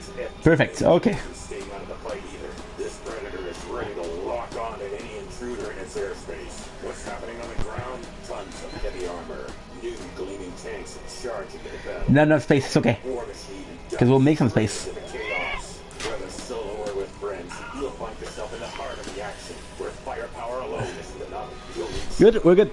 Sorry about this, guys. there are no scripts here. Sorry. The chaos of war. Okay. Play game. For free on PC, PlayStation, or Xbox, and crush your enemies. Okay. 3049. A little while ago, I was living in an apartment complex in Toms River, New Jersey. I lived in a complex where there were doors facing the street, and when you went through the doors, there was a set of stairs going up to the top apartment, and to the side of the Because we're gonna be able to free like 15 gigs of space. They're gonna be able to do some editing. Probably 10 to 12 years older than me. We had a very neighborly relationship. Saying hi when passing, chatting for a bit when we bumped into each other, etc. After I'd been living there for 3 months, I could tell she had a crush on me because it seemed she would go out of her way to be outside her apartment whenever I was, and she would get flirty with me. It got to a point where I knew if I left my apartment, I'd bump into her, and I'd have to do mental preparation for these encounters coming to the plan. 63. Quickly, but she would want to talk for long periods of time. Anyway, I was dating someone at the time, and I made sure to mention this to my neighbors since I Good. but it didn't. My then girlfriend and I had only started dating shortly after I moved into this complex. So 3 months into our relationship, we decided to finally take our relationship to the next level and start being intimate for the first time. So we made plans for her to come over. So what is it? To spend the night. Now, I'm really cheesy and I try to do romantic things. Yeah, they don't have enough space. That's good. That night, and I was back It's actually really good. all of a sudden, Not enough space. Okay, good. it's my neighbor. I thought maybe she was Nice. It works. It works, people. It works. Okay, that's good. Okay. So I opened the door. Perfect. And she just starts making small talk with me. Things like, so I hear you're working up here. You expecting to come later tonight?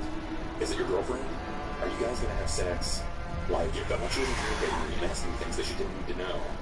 I told her that I was having company over and that we would keep it down, and that she didn't need to know who was coming over. She responded by saying that she felt that she should know who was coming over because it was going to be her. My girlfriend came over, and we did sex. Like I said though, I'm a considerate neighbor. I keep things down. But Good. things you can't exactly prevent, like the sound of the bed moving as you're doing the deed. Anyway, the next morning my girlfriend had work, so she got ready and I walked her down to her car. I had the day off, so I was going to get some dating in and reflect on the incredible evening that I had previously. When I got back in my apartment, there was my neighbor waiting at my door. She told me that she had heard everything last night, and it had sounded incredible. She did not hold back telling me what she was doing to herself while she was listening to me and my girlfriend. She would go as far as to say things like, at about 11 I heard this noise. I can only imagine she was doing this to me because we were doing this to her. And I was very creeped out. I told her that she needed Sit from the glorious leader. What that clap of it? Needless to say, my girlfriend and I never did it in my place again unless I knew that my girlfriend.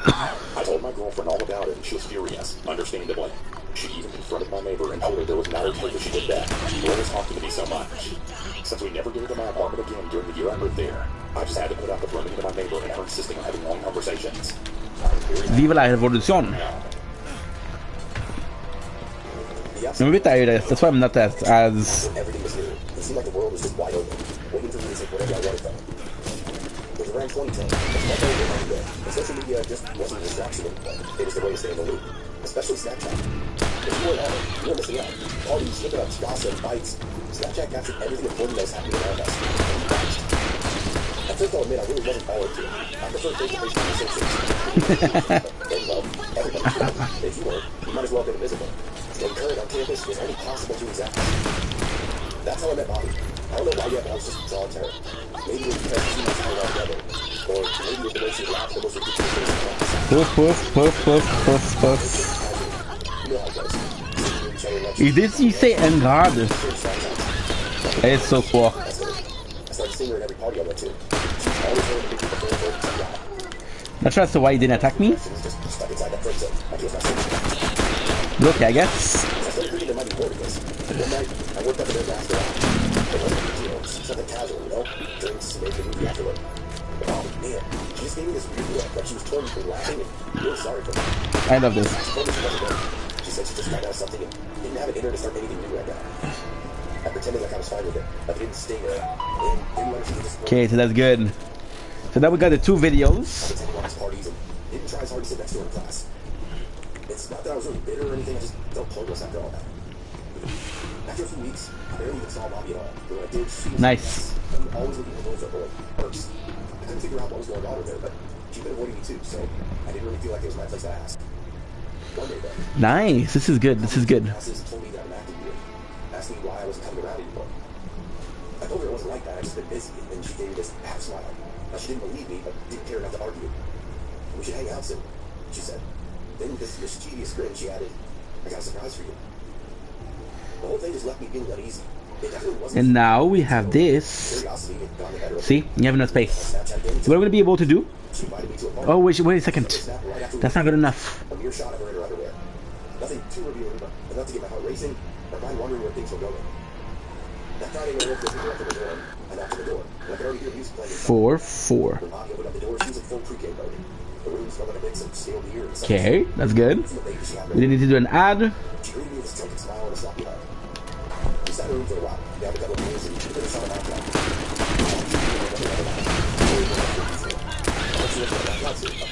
Slack.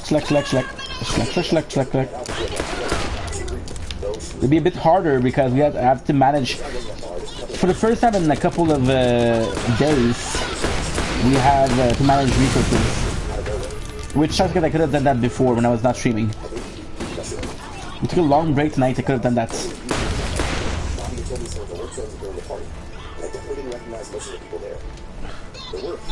Okay, there you go. Reward granted. That's good. You got 4 and you got 4. Oh my god. I love this. At one point, she started calling me by some guy's name. Her ex, I kind of figured. I tried to help her, the more she pushed me away. Yelling and laughing. Holy shit, that is so good. That is so good. In fact, some of them seemed to enjoy watching her yell. Good. I was the odd man out. Nice. So now, this will take like we have an hour. Well, we have more than that. We have an hour and a half. For 5 hours to... For 5 hours to do it. Now we need something, because this phone does get hot. So I think this will be enough. Putting a monster can beneath. Oh, you. No, it's not big enough.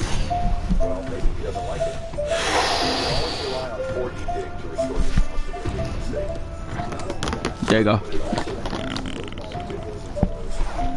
See, this is the trick, because it won't get too hot, and then it will be okay. In an hour and a half, I don't know if I can do the file. What I do know is we can delete a bunch of shit, which is good. I tried to stay calm, told her we're heading back to a door, but she was not listening. She kept yelling and hitting me. Her fist connected with my shoulder and my arm. She was out of her head. Where are you taking me? She shrieked. Slack. Not only my body, I said we did it, trying to keep the car steady. Take you home. Wyatt. Poof. She screamed. You're lying, just like him. I didn't even have time to ask her who she meant, because that's what she did. Out of nowhere, she lunges at the steering wheel, grabbing it with both hands, and yanking it to the side. We didn't have the space. But it was no use. The car jerked one way, then the other before flipping over. I remember the sound of gas at it. That sensation of weightlessness. Slack. The world just spun around me, and then nothing. When I came to, everything was blurry. I had blood in my eyes, my hands, and I could hear voices in the distance. Muffled, but they were getting closer. We got so much space. Slowly, I turned my head and saw Bobby fighting after the wreckage. She was still drunk, still incoherent, but somehow she was on her feet, staggering towards the flashing lights of the emergency vehicles. Kind of hoping we have enough space for everything. He was drunk, she slurred, her voice a mix of desperation and almost triumph. He crashed the car, and he hit me. I couldn't believe what I was hearing. My mind racing, trying to piece everything together, but all I could focus on was the fact that she was just flat out lying. Flat out lying. The police officers reached the scene. Before I know it, I was being pulled from the car, hands gripping my arms as they checked me for injuries. Now, the good news is, by 3, I was the criminal. She says you were driving under the influence. I'll do everything 1. He was cold and distant, and you assaulted her. I tried to speak and tell them what really happened, but the words wouldn't come out. My mouth was dry, my head was spinning. There's been a couple of mistakes. How is this happening? For the next 45 minutes, I found myself trapped in my bed. Question after question, accusation after accusation. Nobody believed me, I guess why would they? Bobby was playing the victim perfectly. Still drunk, but convincing enough. It wasn't until they searched the purse and found that bottle of pills that things slightly started to change. Finally, after what felt like maternity for letting go, the chances of John's body, well, that's all okay after that. I blocked her on all social media, cut ties with anybody that knew her. My call was totaled. The insurance paid off. It's a bad memory that I can picture right now. But sometimes I still get that feeling like I'm not alone. Like somebody's watching me through that phone. Every now and again, I'll get a Snapchat notification for a name that I don't recognize. 85. But I never open it. Is it Bobby? I can still feel the bruise enter my right eye sometimes. A dull ache that comes and goes when the weather changes. It's been years since that night, but I'll never forget it. Borderland lost fire, out of control, and keep it off. It started so innocent. If I could get away, I had a day off, which meant I didn't have to deal with the grinding movie theater, so before I snapped something about a party, I jumped at the chance. I heard about it to a few friends on Snapchat, some random college house party, one of those places where you really need an invitation. Just enough past the glass and make it happen to you. It was really social class. Bryce, Lane, and I, going to the Little Office, they found out Bryce Lake Civic and headed out. Cool. We drove to the main looked at the homes with their tiny lawns, minivans parked in the driveways. And then, as if by magic, we found it. The house was absolutely packed with people and music. We hear the bass in the car, vibrating the windows and going down. This really works well. Shouting over the music. There was a couple of major revival early lecture, counting down the minutes until the weekend arrived. We found a parking spot. Hopefully we're going to get us a ticket, and then made our way. One. The door was finally locked. Things were open as we approached. Almost like the house itself was welcoming us into chaos. The place was packed. Bodies moving through the halls. Some clustered in the living room where a group was playing some drinking games. Others switched the music without music here. Others. Someone showed me that plastic talking about it. We did not try to ask what it was. We heard this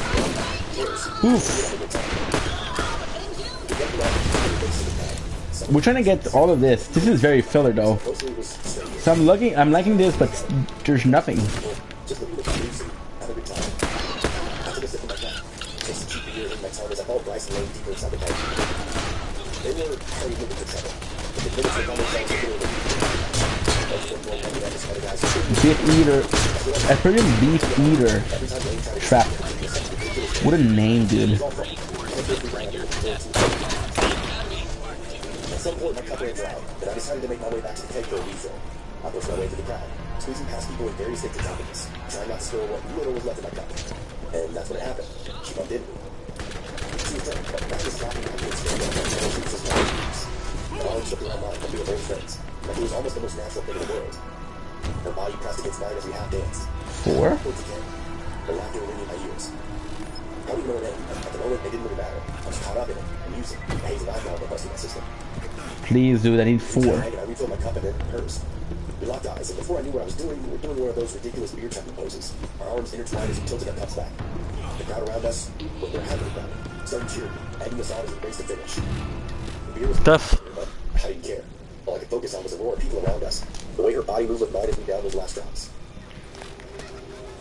And then as we both finished and slammed our cups down in victory, she kissed me. It wasn't a shy peck either. It was a full-on right on the mouth, as if we'd known each other forever. The game. It was a party after all. These things happen. Fuck. The window's too hot, dude. This is bad. Because I don't know if I'm gonna have enough time to do it. See? 4%, which is great, but not good enough. 43. 43. 59. I finished my drink and shrugged it off. Made my way back to Bryce and Lane. They lost their game by 1 cup and were already setting up for another. I told them about the girl, about the kiss, and they both laughed, clapping me on the back like I won some kind of prize. The rest of the night just blurred together. More drinks, more games, more things you know. By midnight, I was ready to call it quits. I still had to work the next day after all. The last thing I needed was to be hungover at the theater. Bryce and Lane were in the same boat, so we dined one more beer and then all headed out. I don't really remember too much of the drive back. Just the hum of the car engine and the dull throb of throwing headache. I'm really hoping. At my dorm, I let myself in, collapsing on my bed without even bothering reaching down to my clothes. I was out within minutes. The next morning, I woke up to the sound of my phone buzzing. Groggy, I rolled over and grabbed it, squinting at the bright screen. There was a Snapchat notification.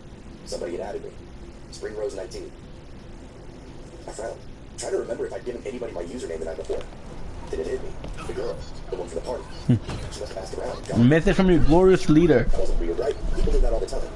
I dropped it off and opened up my message. Have fun last night? It worked. I smiled, still half asleep, and typed back. Yeah, I did. I hope you did too. Albion Online is a For fuck's sakes, bro.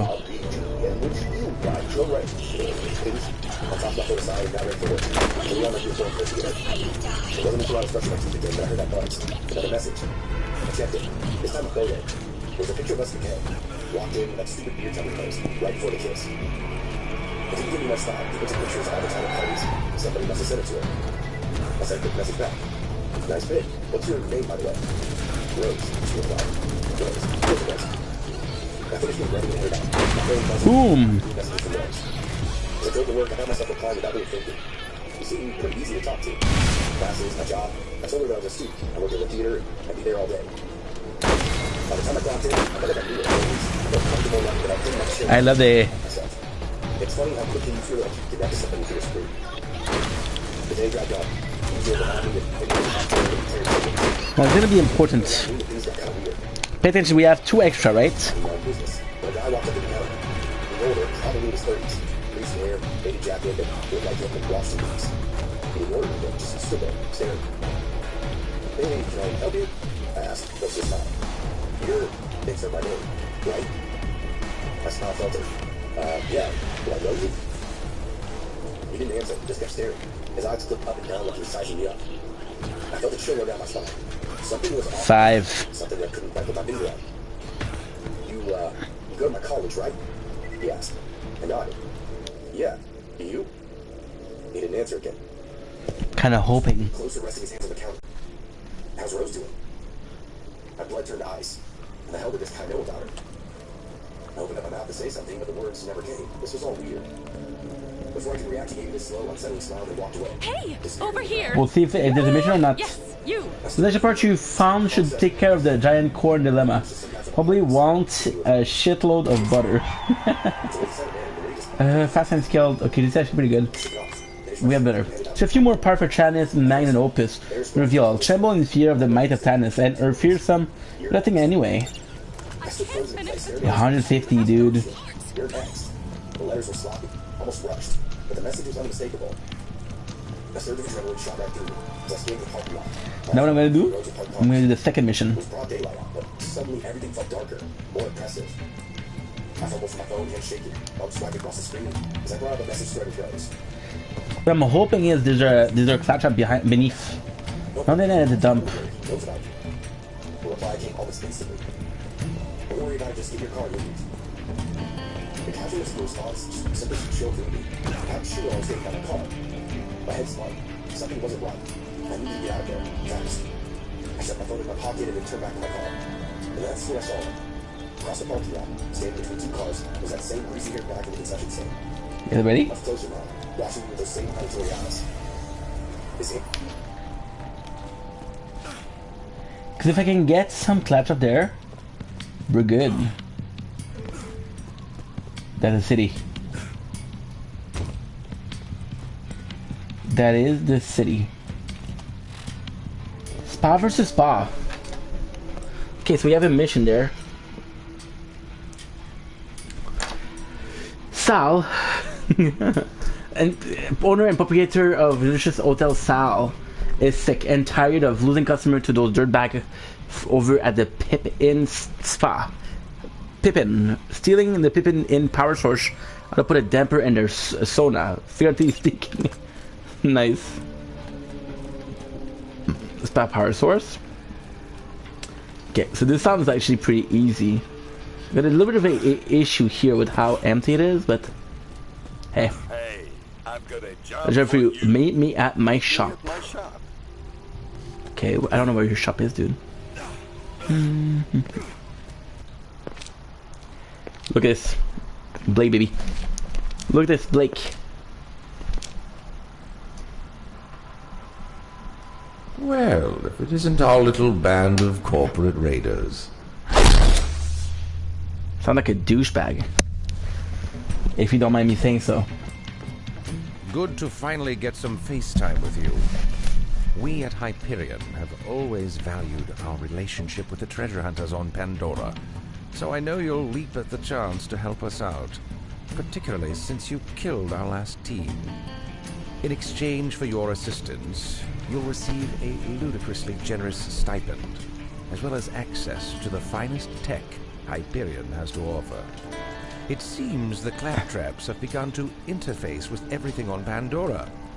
Hyperion is, of course, blameless in the matter. I love this. Is it our fault that our hardware is too competitive? Look at his face, who is so weird. Still, out of the goodness of our hearts, we have developed a 4-part containment plan that the boys in marketing call Operation Trap.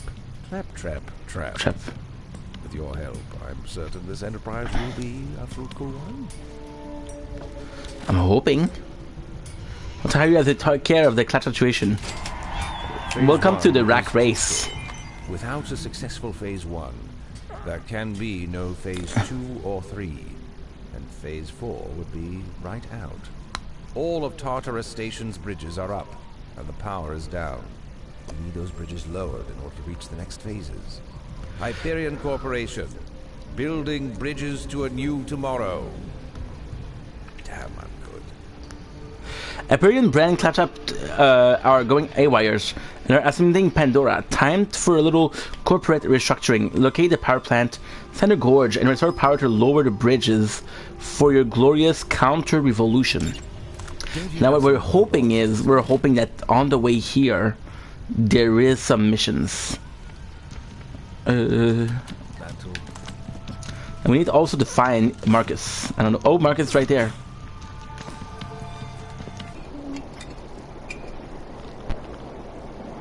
It's a beautiful day on Pandora. Fuck it up, Marcus. Well, apart from the mechanical Armageddon.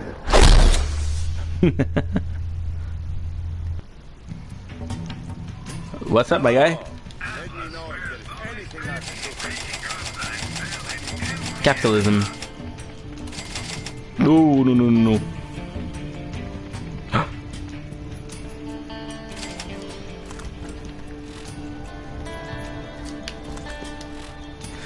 Those lousy rust bucket have stolen Marcus' bus tires. Parents dump and find 6 good-looking tires. It's time to spruce this old girl up. Those robotic bastards have stolen my bus tires. Thanks on them. Those tires have been flat for years. Go down to the dump and find 6 good-looking tires to spruce the old girl up. Okay, I got you. I got you. Hands were jammed into the pockets of that dirty jacket. He took a step forward. His movements were slow and deliberate, like he had all the time in the world. Tourist information board, which is this one, right? I unlocked the car, heart racing, just as I reached for the handle. Like shooting back in the barrels. Horde of bandits has blocked off the pass to Sanders Gorge. How can you possibly take them out? Oh look, huge freaking gun turrets. And sick M's to the bandits. I love this. There's this guy. Before I could finish, Bryce glanced out towards where the man had been standing. That space between those cars went. He was gone, just like that. What guy? Bryce asked. I scanned the parking lot again. He was just right there. He was following me or something. He knew my name, and then asked about the girl from last night. What girl? His expression darkened. Alright, you sure you didn't imagine that? Maybe somebody's just messing with you, dude. I shook my head. I swear, man, he was right there. Look at my windshield. I pointed to the smear of lipstick. The ominous message gleaming under the midday sun. I mean, it was undeniable. Something weird is going on. I just didn't really know what this. Bryce's eyes narrowed as he looked at it before he could say anything. I heard Look. Footsteps. 9 million. When I first started 999. Dude, what the fuck? All I'm getting is Eve. He had time to turn around before something hit me hard, right in the back. Then he was stumbling forward in Bryce. Pain exploded across my shoulders as I hit the ground, scraping my hands on already rough asphalt. Bryce shouted, but it was far too late. Whatever was about to happen was already in motion. That greasy-haired guy was on me, his breath hot and sour as he grabbed me by the collar of my shirt and yanked me back to my feet. My vision blurred as he slammed me back in the car, the impact knocking the wind at me. Before I could react, he punched me in the nose and I lost my vision. I gasped for air, my chest heaving as the guy leaned in close, his face masked in fury. Told you, didn't I? He said. You're next. I tried to push him off, but that he was stronger than me. His hands were like iron vice grips, gripping my shirt. My mind raced, desperate for some kind of escape, but everything was foggy, distant. I could hear Bryce shouting still, but his voice seemed very far away. It's a boss. I felt my phone fall out of my hand. I remembered I had my own body. I wasn't helpless. The guy raised his fist, and I braced myself for the hit. I got my hands up and even tried to push him away. What was that? But before he could swing, Bryce came barreling from the side, tackling him to the ground with a force. His fusion grenade. The two of them went down hard, ripping a tangle of limbs and fists. I stumbled back, clutching my side, trying to catch my breath. For a moment, it did look like Bryce had the upper hand. He was bigger, stronger, and he pinned that guy down, landing a few solid punches to the face. But the greasy-haired man was relentless. His eyes were wild, and Bill was something dark and completely unhinged. No. We're looking for... Grabbing a chunk of his jacket and yanked, flipping Bryce over with this brutal force that sent him crashing inside of my car. Bryce grunted in pain, and before he could recover, the guy was now on him, fist hammering down with this vicious precision. I tried to move and tried to help him, but uncooperative. But my mind screamed at me to do something, anything. And my legs were like lead. I felt like I was trying to get underneath this weighted blanket. Then out of the corner of my eye, I saw a long wrench, half hidden under the car next to mine. I lurched toward it, my fingers closing around that cold metal. The weight of it gave me confidence. Sorry, I gripped it as tightly as I could. This wasn't how I envisioned my work day going, and not what I wanted to do at all. Back. This was the only option. Without thinking, I swung. The iron connected with a sickening crack against the back of that guy's head. He froze, his body going rigid for a split second before he crumbled to the ground. Now motionless.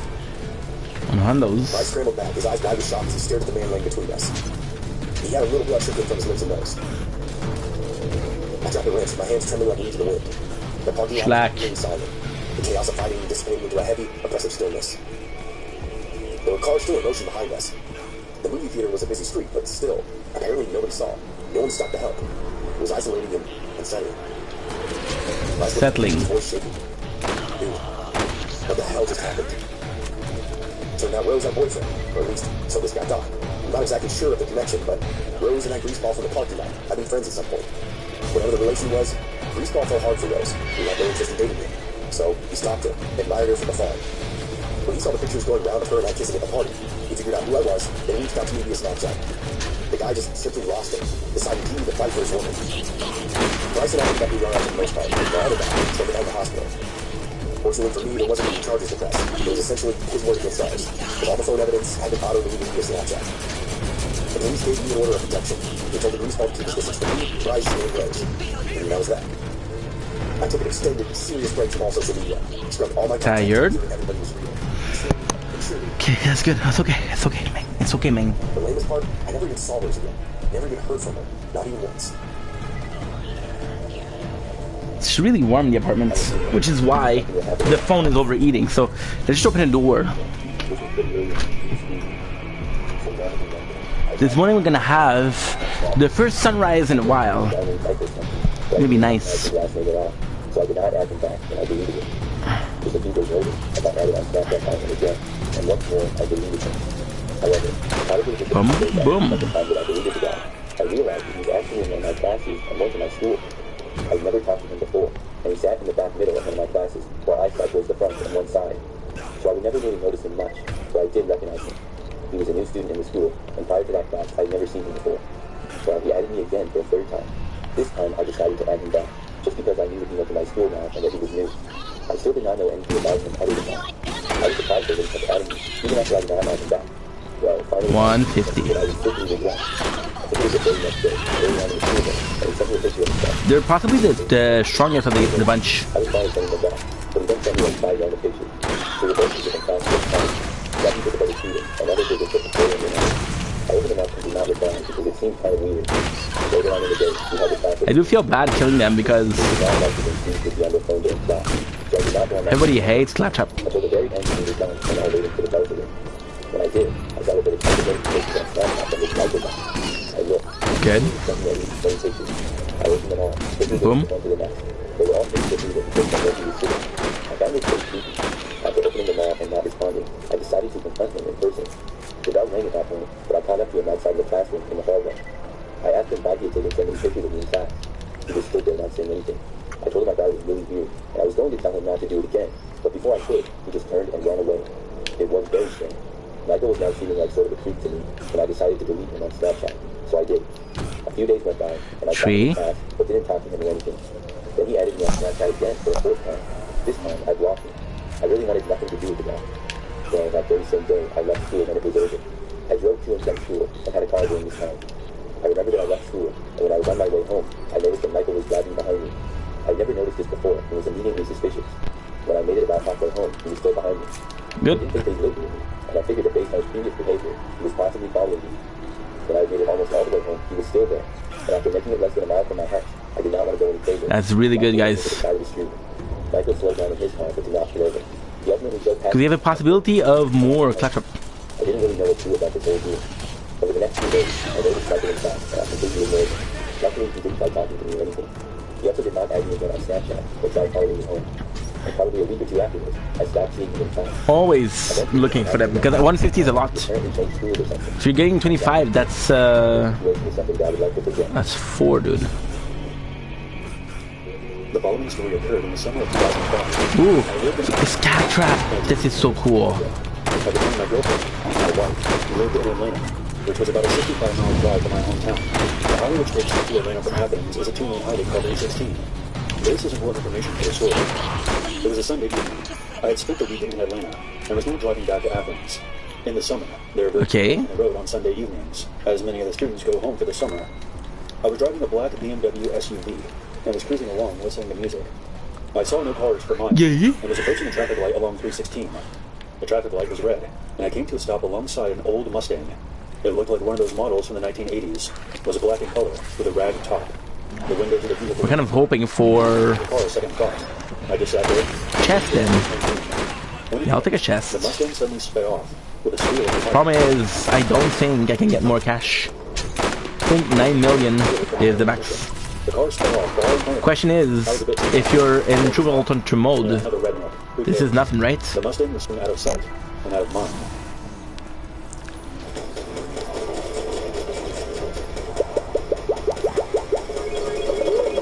Okay, good. I continue driving along, and I'm back in chill mode again, when suddenly, a car with its high beams on appears directly behind me. What the hell? I quickly realized it was the same Mustang from before. They had been waiting alongside the highway for me. I nervously looked down to make sure my phone was still charging, just in case I needed it. It was. The Mustang switches lanes and flies up beside me, keeping pace for a few seconds. The driver then swerves in front of me, then suddenly brakes, bringing the car to a halt. I swerve into the other lane. The Mustang quickly speeds up beside me and starts swerving, trying to knock me off the road. Absolutely love this. They charge ahead again and try the same braking maneuver once more. At this point, I am freaking out. Now, I'm a 6'3", 220-pound male who works out all the time. I don't usually get scared. But in this situation, size did not matter. I hit the license plate on the car and grab my phone. But as I do, the Mustang is suddenly beside me again and begins swerving. I jerk my wheel to the side, and my phone goes flying out of my hands into the passenger side door well. Shit! The Mustang is then behind me, flashing its brights, right on my bumper. That's 5. Slowing down, blaring its horn, swerving from side to side. They suddenly take off and are soon out of sight. I take the opportunity to collect myself and drive the remaining 10 minutes to the turnoff road to Athens. If I can get a couple of parts. I had the license plate number memorized and have been reciting it over and over again. As I turn off the road to Athens, the lights flicker in the rearview mirror again, and the Mustang. Okay, we have a little bit of juice left. Past me, turns down into the road, and is gone. I arrive at the police station and give them the license plate number. It's a fairly small station, and I think there was only one officer working. He tells me that it's probably somebody mistaking me for somebody else. He runs the plate number and tells me the owner of those tags is deceased. Holy shit. Now I'm really freaked out. I finish filing the report and head home. Good. Eesh. Later that night, when I was on the phone with my girlfriend, someone outside beats loudly on my garage door several times. Before I could get out to see who it was, I heard a squeal of tires. I never saw a car, but I called the cops immediately, and there has never been any kind of follow-up. I didn't sleep for several nights after that. I went on the road. Shortly after I turned 18 and graduated high school. Damn. My mother claimed that it was so we could get a fresh start. But tell me the truth. She was ashamed of all the trouble that my sister Jocelyn had gotten into in our hometown. Weeks later, after we settled into the new house, Good. Jocelyn disappeared. My mother received a phone call from my sister's parole officer. Apparently they found her in Atlanta. And to make a long story short, Jocelyn wasn't thrilled about the move. So she ran away to a friend's house. Unfortunately, I didn't fly back to Georgia with my mom, and I had no choice but to stay in Texas. The next morning after my mom left, I went for a jog around the new neighborhood to familiarize myself. It was a nice time to catch my breath and change photos to show my phone. But I felt the cold feeling creep up my spine. It was the unmistakable sensation that you get when you're being watched. Message. There was nothing there. But I knew that someone was watching me from somewhere close by. I decided to cut my walk short. I love this game so much. I locked the doors and immediately ran upstairs to take a quick shower. While I was washing up, I had a faint thud as I was after taking off the shower. And the most incredible thing is, you find a tire. I would withdraw my face and went downstairs to check things out. But there was nothing. The front and patio doors were locked, so I was locked in a little confused. Trying my best to keep my composure. I was finally able to breathe when my mom called to check up on me. I didn't want my mom to be worried about me. She was already stressing out enough because of the situation with my sister. So I told her that I was fine. Good. But I was going to let her take out and chill for the rest of the day. Later that night, around 10 p.m., I finished up my dinner while binge watching How to Get Away with Murder on Netflix, and eventually fell asleep on the couch. Poof. I suddenly woke up a couple of hours later. It was around 1 a.m. and the room was... Can you turn in? The thermostat showed 42 degrees. That's when that dreadful feeling came back. There are two spots for Claptrap, right? Danger was close by. My stomach felt like I was doing somersaults. Plus they're selling. The question is, can I... If I wait a little bit, can I use those two? I couldn't find it. Annoyed, I decided to use a website called Text Now on my laptop. Okay. Got my misplaced phone. Trembling, I typed in the number. Almost immediately, the ringtone abruptly stopped, and that's when I heard heavy breathing come from the other end. A Hondo. I barely had enough time to respond. Another knocking on the glass of the patio doors. I grabbed and unscrewed the bedpost from the closet before checking things out. And when I looked out through the doors, my heart stopped. Holding my phone was a dark figure in a goat mask. Before I could make out any other details, the masked man stood my patio door open. At the speed of light, I burst through the front door and headed for my neighbor's house across the street. There, I banged on the door until an older woman came to greet me. She immediately called the police after I explained everything to her. The cops arrived 10 minutes later, and after a thorough search of my house, they found no trace of the intruder. After that ordeal, there was no way I was staying in that house alone. So I asked the officers if I could accompany them to the station, to which they obliged. While I was at the station, one of the officers informed me that they had located my phone outside the house. However, since there were no fingerprints on it, added to the fact that I couldn't give a detailed description of the assailant, it was a dead end. There was one last unpleasant surprise when I unlocked my phone to call my mom. Upon seeing what was in my photo gallery, my blood ran cold. The officer saw that I was uneasy and asked me what was wrong. I handed him the phone. There was about 18 videos of me sleeping on the couch, each nearly 3 minutes long. The masked man that I saw had been inside my house and was watching me while I was sleeping. I felt so violated that I became nauseous and called my mom and told her everything. Question. She and my sister came straight from the airport to come get me. We didn't live in the house much longer after that.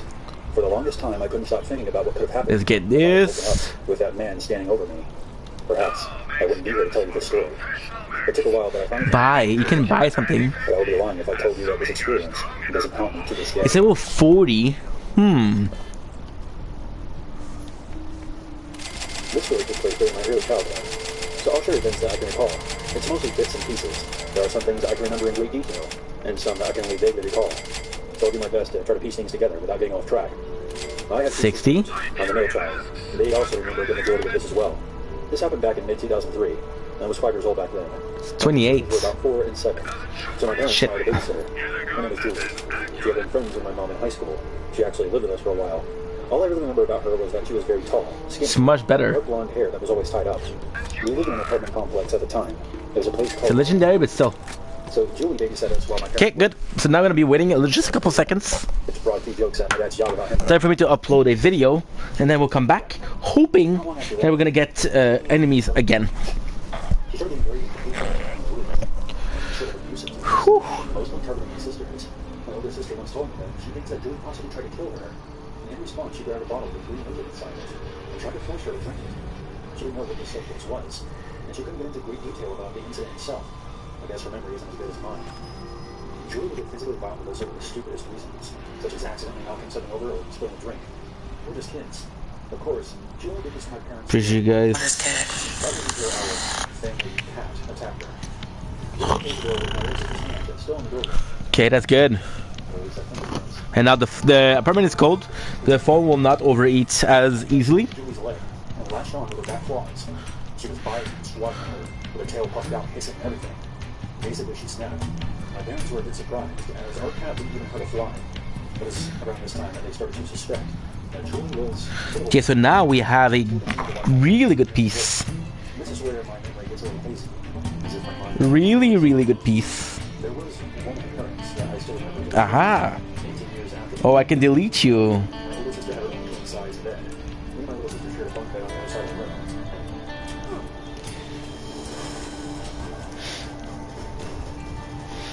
Okay, so that's 7 gig we can do. 7 gig we can delete. That's good. Because, you see, yesterday we went to sleep way too early. Right? And because of that, we didn't upload. And because we didn't upload, well, I had a problem this morning. Because I didn't have the space. Plus, we had a couple mistakes with different playthroughs. So now I'm in a position where I'm like, fucked. It's not a big deal, but it's not great.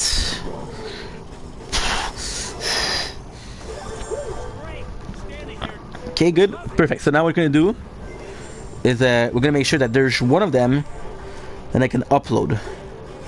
And the question is, which one? And we found it. Okay, so day...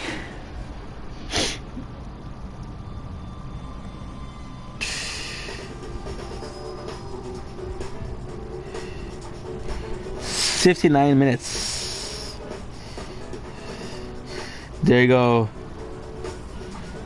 Day 19 extra. Sunrise. Copy.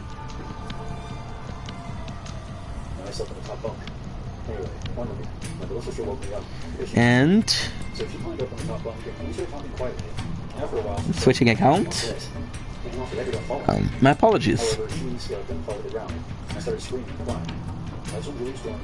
And the important part, the very important part, is to clean TikTok. Because TikTok takes a... Okay, not bad, not bad. But now we're trying to gain time. We're trying to gain time for... Slack. As I said earlier, she named me after my two sisters. I can't remember the exact details, but she smacked me across the face. I don't remember why, probably because she was yelling at us about something stupid, which was usual. She told my parents, and then my dad asked her, well, what did you do to set him off? She then got pissy with him and said, he just has a disrespectful little... Eventually, not long after that, Julie went away for good, moved on elsewhere. When she was finally gone, that's when me and my sister came clean to my parents about everything. Julie struck us several times, and noted us constantly. My parents can't really remember most of these events, as their memories good. Not good either. But I'm pretty sure they felt absolutely terrible for us, having to go through all this. Perfect, we're done. Back at it again. Just like they always said. They never contacted the police, as there wasn't really proof of the police. I just don't know. Because there's a reason why they're telling me to go there. I wish they would. Like, for example, for the zombie brain, they didn't tell me to go anywhere. However, for the zombie brain, we didn't have a quest for that. So, it is possibly... Oof. Not the best. There you go. That nail is finally done. So yeah, that's my abusive babysitter story. Julie, burn in hell. Julie. This happened during my junior year of college. For context, now, I'll be completely honest, I don't remember where it was. However, I do believe we're on the right track.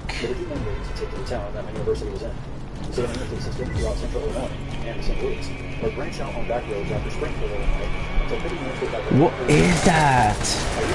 Arden. Whoa, dude. Whoa. You're badass.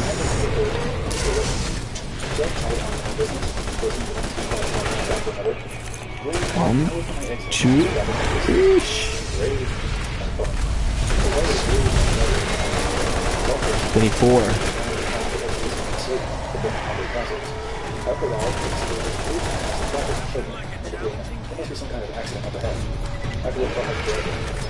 Did you go to the badass, I think.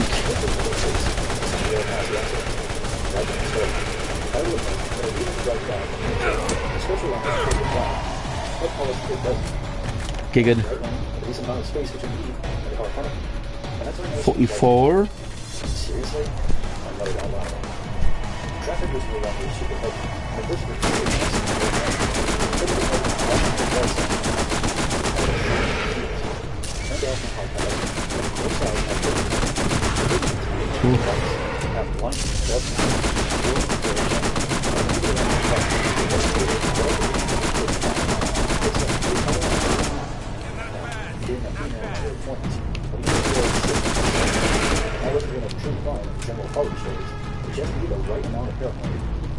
That's good. That's good. We're doing good, guys. At school, encountering sex traffickers in my town, and along the interstate that runs through it. One of the town's papers had ran a series of stories regarding multiple sex and human trafficking victims used around this interstate for capturing victims, because it basically went to the length of the entire country. I shook the disturbing thought out of my head. It has to be close by, but I just don't know where. Barely letting himself to get more than a few cars behind. I finally took a visit to my university and looked down. The car was still behind me. Boom. I wondered silently. There was nobody how I was pulling over on the side of the interstate in the middle of a dark, rainy night. It's exactly how urban legends or teenage slasher movies start out. At this point, I had no idea what to do. Looking back, I really should have gone straight to the local police station. But I was too drunk to street. I tried to think back on the last hour. I love this. We found it, and I got a great ID. So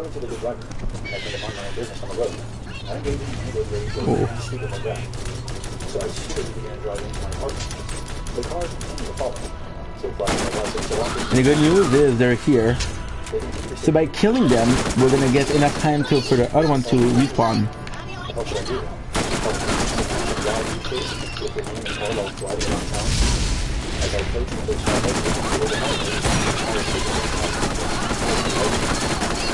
It's kind of cool. You can just stay there. Even if there's nobody, you can just shoot us, and there's gonna be people. Check. It's so realistic. What is that trophy? As I gunned down the exit ramp, I glanced up at the overpass. Collect 5 3D glasses. I was honking at one. Collect 5 3D glasses, which is possibly some of the items that we're getting. It just happened. I never got a good enough look at the car to get a license plate number or even really good description. What I'm hoping is they're gonna get the big ass boss, like a Frankenstein. My best guess is that whoever this person was, they saw me when traffic was stopped on the interstate. Nice. The emergency vehicles to clear the scene. Ooh, that feels good. That feels really good. And one that says dog mom. But it was likely that I was a college-age female.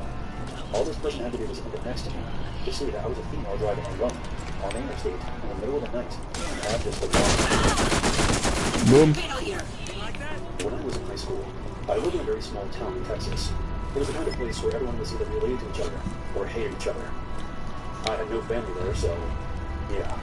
I did have a pretty blonde girlfriend and was pretty hated for that too. Nothing major, just some petty harassment and occasional fighting. But at the time, things had been escalating. So that's why on Valentine's Day, my girlfriend and I decided to skip the school dance and just stay in and watch a movie at her house while her parents went out. It was just better to avoid any kind of trouble.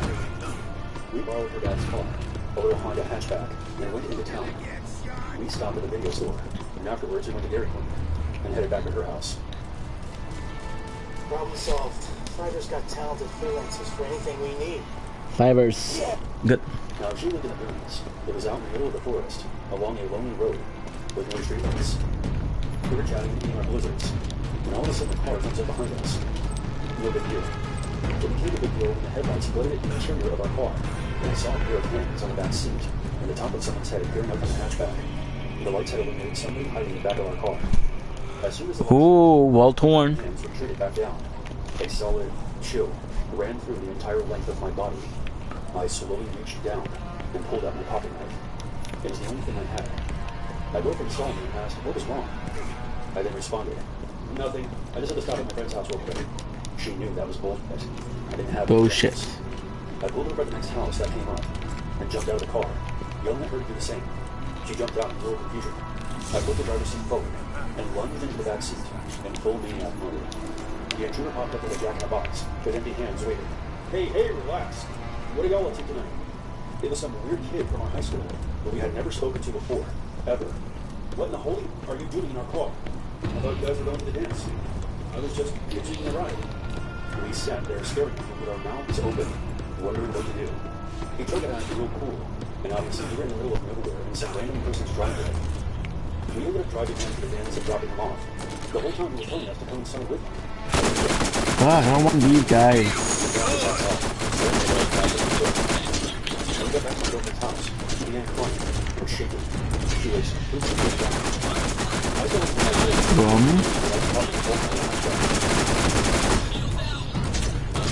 beautiful weapon.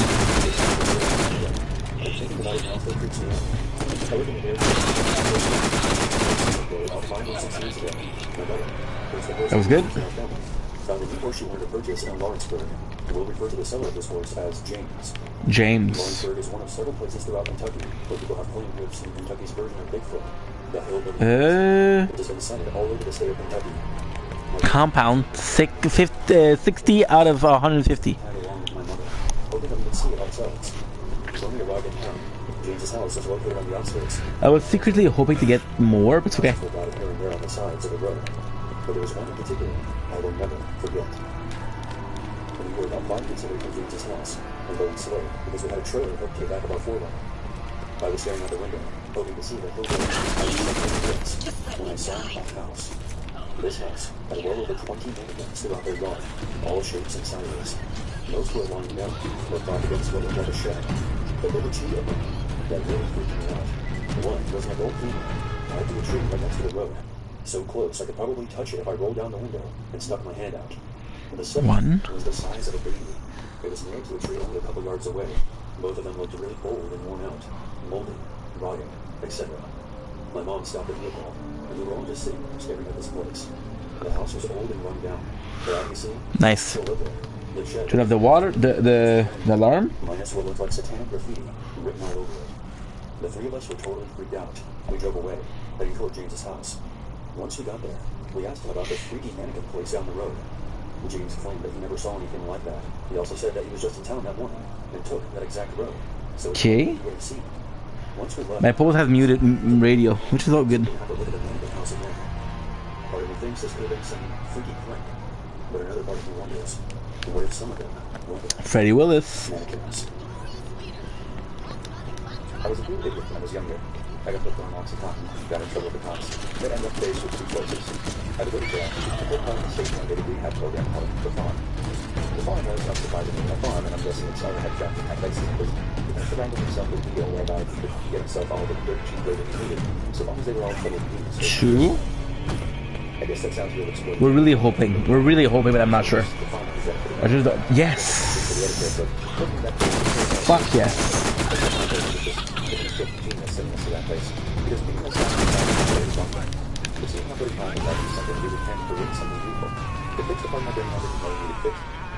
I made friends at the farm that I still talk to. Granted, it's on Facebook because we live at opposite ends of the country now, but the point still stands. It gave me discipline and something which made me consider my favorite expecting to remember that.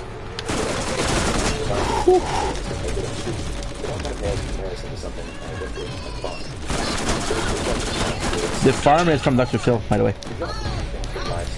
It's not the farm, it's the reach.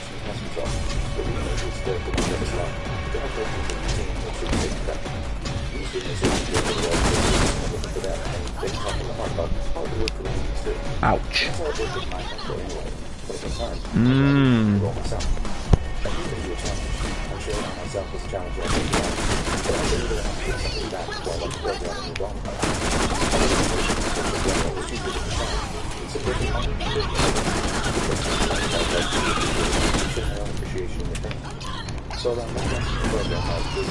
That's Vinny. Obviously, the films are very restricted about gender, so anyone that he was like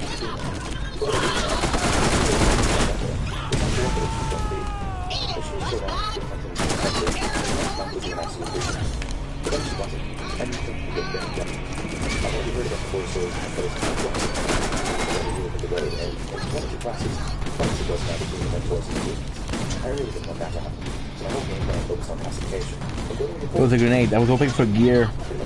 At this point, I don't think. Well, let's. At this point, I don't think anyone can give me something great. However, one of them did give a legendary shotgun.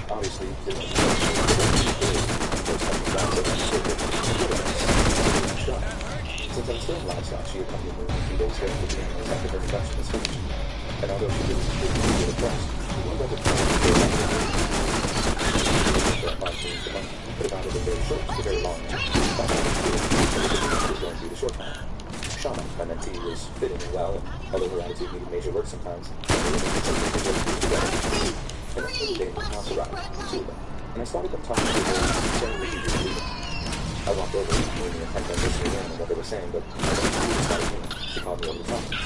I found out the cops had driven all the way out from the city because they were looking for someone. And that someone just so happened to be my man Peter, Sean. They didn't just want to talk to the idol. They were warned that they were out of town. They knew they were to arrest her. Obviously, this kind of presented us with very precarious situations because we didn't know how Sean was going to do it and all that. She potentially was going to have to jail for what she'd done, so if she saw the cops coming, she was trying around. I mean, it would be the first time. It's a long time. She wouldn't be 100% sure about what she did. If I could go and talk to her first and break the bad news, then maybe we'll see better coming from me instead of calling. I remember how the monkeys was the second topic gave me major anxiety. And I don't know, maybe another life might have made a run for it too. And I thought I thought it was suddenly truly being taken away. It was a nightmare. 93? It was about to be Shauna's reality in the next couple of minutes. And my son was there. Imagine being one of the girls base 44. Whew. Made for anyone with an idea. Describe what you want and watch it take shape. This is perfect. Customize and expand. Okay, good. Thank you. She was right where I expected her to be when I walked in. I sat down to the opposite her and told her how we could talk. I think she genuinely that other warrant was out to her because when I got to her, she was devastated. To say it was emotional would be the understatement of the century, and she actually did bring up the idea of just running off before the cops could see where she went. But then somehow, I managed to talk her into just going to the cops to see what the warrant was about because it was better to face the music than run from it and make things worse. And the thing that really seemed to convince her was when I asked her if she was 100% truly certain that she didn't know what the warrant was about. Then when she gave me yet another convincing no, I told her that it couldn't have been that serious. She remembered robbing a liquor store or shooting someone, but if she seriously didn't remember and was blackout drunk when it happened, then it couldn't have been any worse than a missed court date or a traffic violation. Trying to calm down a little, damn, you're right. And after promising that the group leaders would put in a good word for her so that she might be able to come back, she agreed to follow me over to where the cops were waiting. Group leader. We were walking side by side after we left the blocks. We went from the corner of the Green Hut when the cops came into view. Shauna slipped to my side and started to drop back just a little. It was obviously just a little hesitancy on her part, but I figured we were over that and kept encouraging her. But when I looked back in her direction after she totally slipped from me, I didn't notice that she was reaching for something. But she must have been because I looked back towards the cops and the next thing I know, there's a knife at my throat. I just froze for a few seconds. And feeling the knife in my throat again, I kept realizing the shot that was holding it was another thing entirely. I was completely blindsided. And all I could do was just stand there. The shot held my head with one hand and the knife with the other, as cops drew their weapons and started to assault. Shauna started to walk backwards, which I did, but I think the movement kind of kicked my brain into life because the words, "What are you doing?" just started coming out of my mouth. I said stuff like, "Shauna, what are you doing? Shauna, think of what you're doing." She responds, "I know I'm doing. I'm not going to jail. I'm getting out of here." All the while, the cops are screaming to put the knife down, put the knife down. But all Shauna seemed focused on was walking backwards and I had a throat on her. I remember telling her, "Shoot, Shauna. They're going to kill you if you don't stop." And she just yelled at me to shut up and keep walking, which again is what I did. Kids had come running to see what was going on because they could hear all the yelling. So as we're walking backwards, almost hip to hip, there was this big gathering of kids all watching from near the community hub. And it was chaos. But I never actually knew Shauna would ever do me any harm. We know this. This is the way. She would attempt to avoid going to jail, and as soon as she got to the trees over near the livestock fields, she was going to make a run for it. But that's not what happened. There was about a minute where I was trying to convince her to let me go, but Shauna was too busy trying to get the cops to keep their distance. She was yelling at them to stay back and all this other stuff, and totally ignoring anything that I had to say to her. But then there was this moment when she stopped, and it was when she came back to me for a second. At first, she told me to shut up again, but I kept telling her how what she was doing wouldn't work. If the cops didn't catch her on foot, she'd end up running from them on her own in a place where she was unfamiliar with. If she stuck to the roads, she'd be in cops within hours. If she stuck to the woods, she'd go over just affairs and figures and out of nature. And I told her again, so I won't shut up. And every time she told me, she disagreed, because the man was trying to save you, she's swimming. I could write all night, I guess, and still not get close to contrary how those words made me feel. And like I said, I was 99.999% convinced that Shauna did zero harm, and just wanted when she realized she was going to jail. But maybe she even remembered what the warrant was about, even though there was a verse when she first stopped. Who knows? Not like she's around to ask her out. And the last thing Tire. she was going to jump a blade and knife across my throat was, "I'm sorry." But she didn't just say it. She yelled it. And I guess that was all the cops needed to hear. She yelled at apology, and I felt the blood in my face. But it wasn't enough. It was Shauna. After one of the cops heard her cry, took me and was shooting. I had a phone call with a knife nicking as she fell, but now I was completely unharmed. Sean, on the other hand, was probably dead before she even hit the dirt. The doctor's bullet went through her brainstem, and there was a hole in her face between her nose and her eye. I just started screaming. Like I didn't know if I had been shot, about to cut to my throat. There's no space between the nose and the eyes. Dummy. Hysteria. I got down on my knees and started trying to wake Shauna up, like shaking her. I thought that there'd be a chance that she'd survive the shock. How many people survive crazy head wounds sometimes? But I think I just knew. Maybe from the look in her eyes that there was no more life inside her anymore. That day was the worst of my entire life. It's not something I'll ever get over. I just learned to live with it. I know Shauna had a guy so that I might live, and I heard assurance in her voice, and I know in my heart that she might have been about to kill me. But that doesn't mean that every single day I don't think about her. I wish that she could have made a different choice. To start off the story, this happened while I was in college. My sophomore year, I lived in the dorms, and I was assigned to a random roommate. He seemed a little bit introverted, but fairly normal. Just waiting for them to respawn, dude. I would try to start conversations about things that showed interest in, but he only gave me one word answers. They were obviously not in the conversation. I figured he probably just didn't like me, so I decided to stay and to leave him alone. After a few days, that's when it started. I would notice that he was always staring in my direction. I chalked it up to coincidence, but it continued to happen. Classes started up, and I spent less and less time in the room, but whenever I was in there, he would be constantly looking in my direction. Whenever I would turn to face him, he would turn his head away from me, but it would bring me on since it was pretty much constant. I started noticing that he would lay on his bed for a week, but he would always hold the book of paper at an angle that's always getting a direct line of sight to me. About a week or so into the semester, my girlfriend at the time and I went on a morning hike and crouched on my bed at around 2 p.m. Okay. He was standing there staring at us about 2 hours later. He didn't say anything, just turned and left the room. It was at that point that I decided I needed to leave before he did something to me in my sleep. I got out of there pretty quickly. Fortunately, I didn't see him again for quite a while, but we ended up having classes every senior year. I had been telling my friends that story ever since it happened, and they didn't believe me. One of my friends had really poor vision, so we sat in the front row. Of course, every time I looked behind me, my old roommate was always staring at me. Sadly. I challenged my friends to look back a single time during the semester and catch him not looking. Within 5 classes, they gave up, and they agreed that he was staring at me non-stop, and that he was indeed super creepy. My parents think he was in love with me, but I just think he was crazy. I guess I'll never really know what his deal was. That's it. Most of these are not scary, by the way.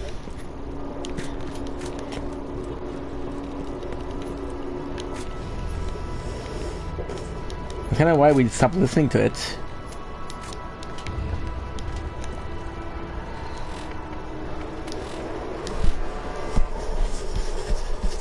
It feels good, dude.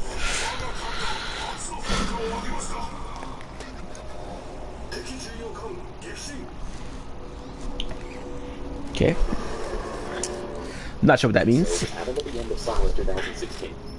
To give a bit of backstory, my boyfriend and I were both around 20 years old. So my boyfriend Max and I used to share an apartment with another married couple.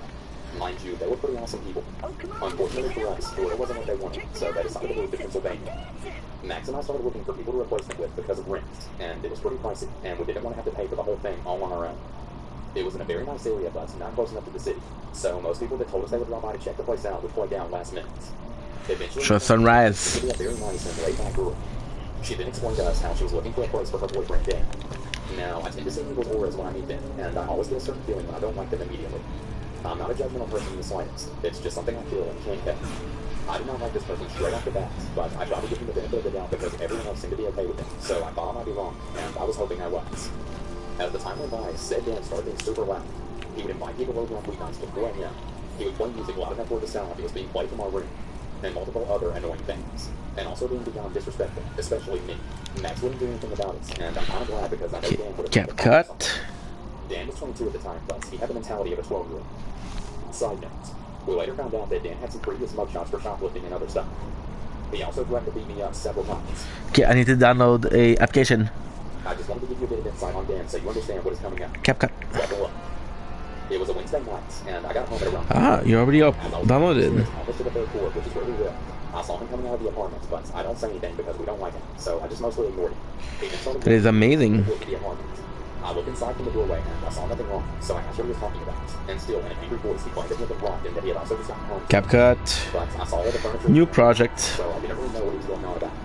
I then went inside, and I noticed that my Wii U was gone, but the rest of my consoles were there. So at this point, I was already getting pretty suspicious of him. I tried to keep calm as much as I could, and I called Max to see how far from home he was. We usually both got home. I could upload a bunch of videos too. Again, that he had told the cops and that they were on their way, and in these exact words he then said, "Do whatever you need to do because the police are on their way." When he told me that, I immediately knew he had been home for a while, because he must have had time to hide all of his weapons and drugs, and God knows what else he had. Within about 5 minutes, the cops were pulling in, and so was Max. Okay, so this is already done, which is great. And the other officer And then what we'll do is we'll have another videos to edit. in our room, but Dan is only missing his PS4. I did ask him at last if it was possible to search Dan's car, and I also said if he needed to search mine or Max's car, we'd be okay with it. He said it wasn't necessary, but agreed to search Dan's car. Once they all came back downstairs, the officers asked Dan if they could search his car, and that they also needed his ID. He said he was okay with them searching his car, but that he had to get his ID and keys from the apartment. Max and I followed him upstairs. Okay, to 9. He left the apartment. We don't want to be nosy and stay downstairs while they search his car. So this is a 200 minutes video. A few minutes go by, and he's still not downstairs with the cops. So we started looking around the neighborhood, but he had already vanished. How convenient. But since he had agreed that they could search his car and in no moment said that they couldn't, they went ahead and started looking if the car was unlocked. And it was. We found all of our stuff in his car. In the car was our 3DS, our PS4 controller, Max's laptop, some Wii U games, and a lot more. The very next morning, we put all this stuff down by the dumpster, and then had a launch and change our lines. 85. We ended up never going through with it.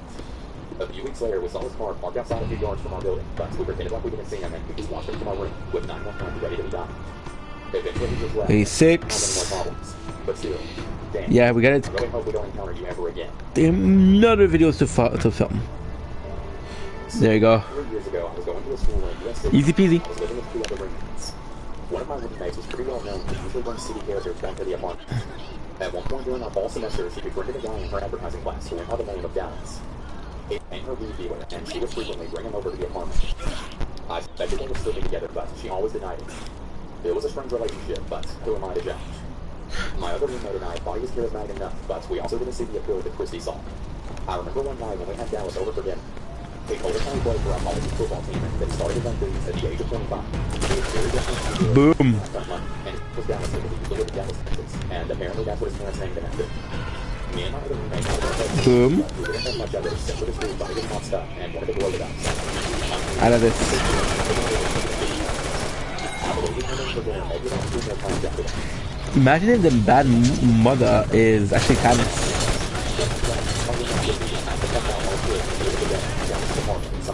She's a bad mom.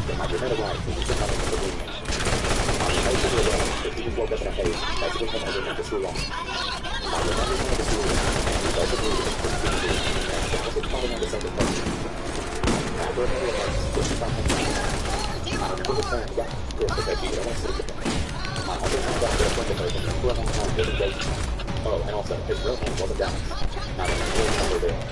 Fast forward 2 years. Even me and my roommate talked to Christine again. We're living elsewhere in said city doing our own thing. We get a list on our phones for the girl who has just rented their home and been missing after leaving one of the campus bars the previous night. It doesn't take very long, maybe a few days, and she's really young. But my family was really clear about that she left the bar with them. So I'm going to call for my roommate and I was able to do it. Yeah, I believe it was something like Marvel or something. 1, 2, 3. Sure enough, I go online and there's a pretty small shot down next to the photo of the girl we had just left. Well, they get crazy. Apparently, we're taking a hunt down. Obviously, we have a one-night stand sort of thing.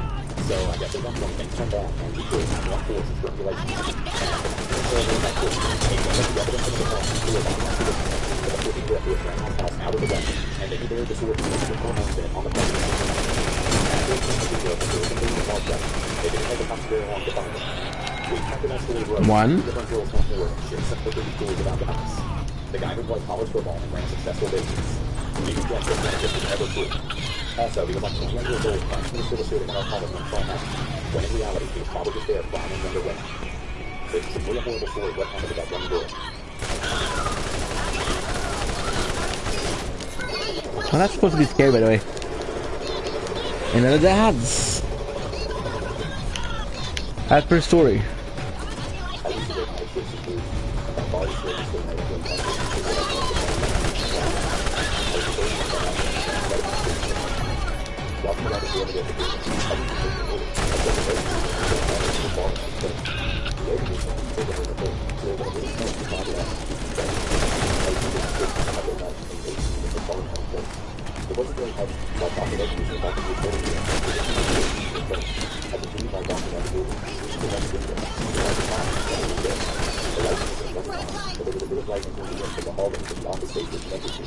It wasn't uncommon for a worker to stay living there on a project.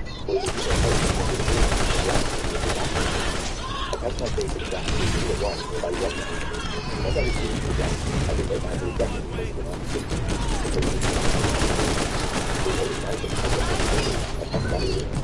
Realizing the lobby was private, I quickly put two and two together, figuring out that the fallen air He's got this. was most likely the way they entered the building.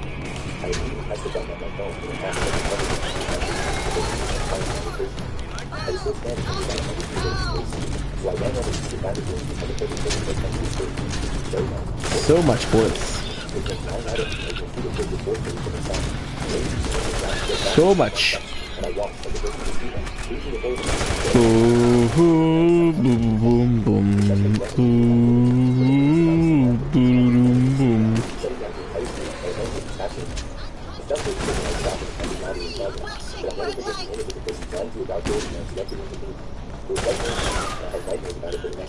And for sure, this is gonna be the one.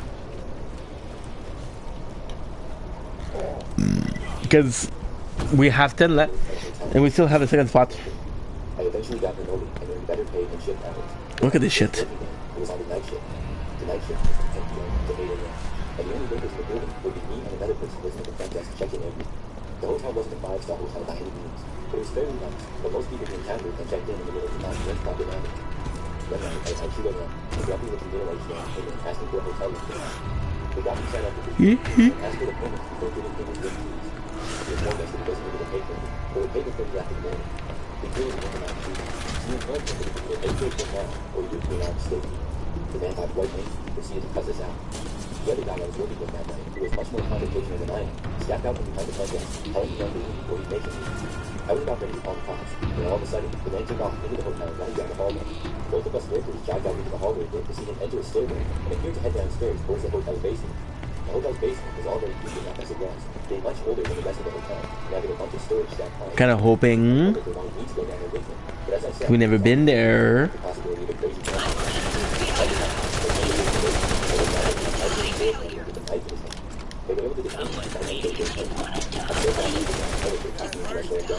Who knows what the man would have done if they wanted to us to find him down there instead of a group of police officers.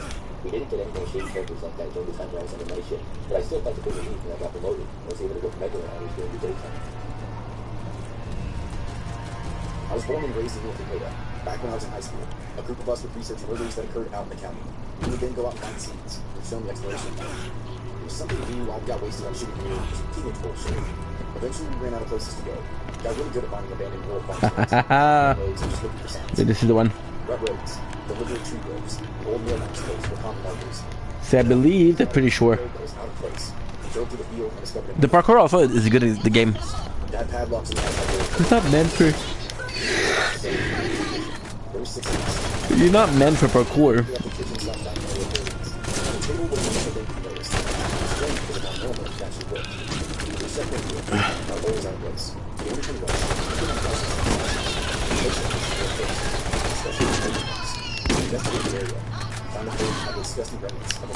Okay, that's good. Boom, boom, boom.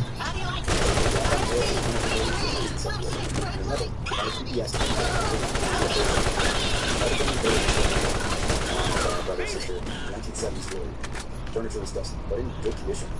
Closets were full. Everything was totally normal. Which was around the house.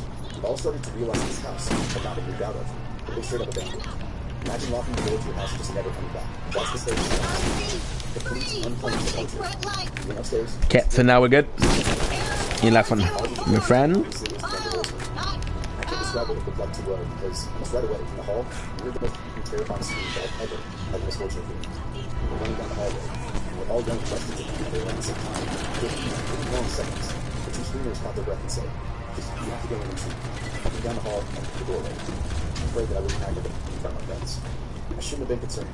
Just others were as scared as I was. The room itself opened up to the left of the doorway and centered on the right side of the room was a queenish-sized bed.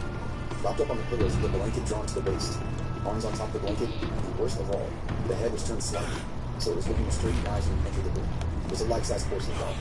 Snow white skin, jet black hair, cold, dead eyes. The dead eyes lit up like flashlights, and she was waiting for us. If the head hadn't been turned, I could excuse it, but it was turned. great for 20 years. Hasty, he exits with them down those stairs and back into a car. How that's scary. We started to get even more freaked out because we realized that even though the house had been abandoned, someone had taken the time to set up that goddamn doll.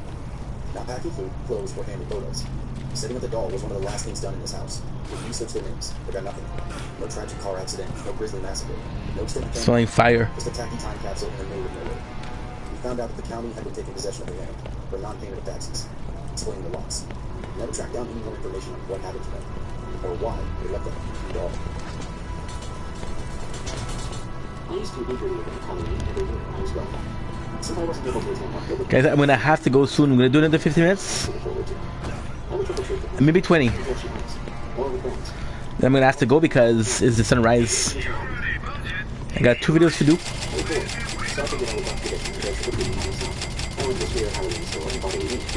Since The Legend of Zelda is one of my favorite video game franchises. I saw the other dealer there and figured they would have go hard. Good. So I paid for my things and left. I decided to leave at 5, and when I walked outside, I saw a few other people starting early. I quickly called a couple of friends. One of them apparently dressed as Laughing Jack, and the other was Clockwork from Creepypasta stories. We were talking via FaceTime. At one point, one of my friends asked, "Who did you convince to dress as a demon?" When I asked what he meant, he replied, "Don't play dumb. There's someone standing next to you dressed like a demon." I looked over to my left, but I didn't see him. I almost looked to my right, but before I turned backward, I felt a chill on the back of my neck. I knew if I turned my head... Thanks to these new parts, finally, dude. Holy. 46. 46. Thanks to these new parts, and this video is complete. It's on Android version of Tannis. Thou shalt never be lonely again, and she rewards you with something for your effort. The collector. So the real thing is complete the crazy request from Tannis. What I saw wasn't scary at first. It looked like perhaps an 8-year-old kid. Good. And we just stared at each other. He looked at an old house, but I just... This is good. This is finished. Okay, so now... Oh, sorry, Tannis. Oh. You don't know me. Wait, is that him? No! No! That's him! That's Claptrap!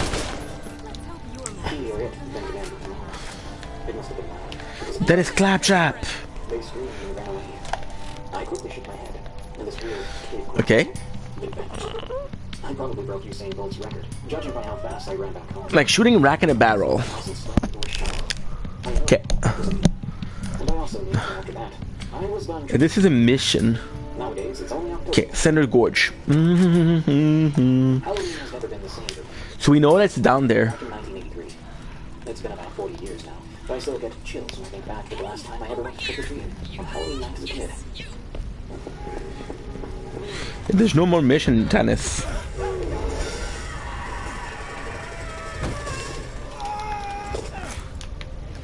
Bullets to max.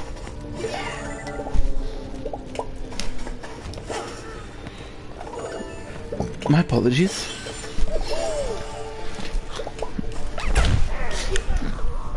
Okay. Oh, that feels good. Okay.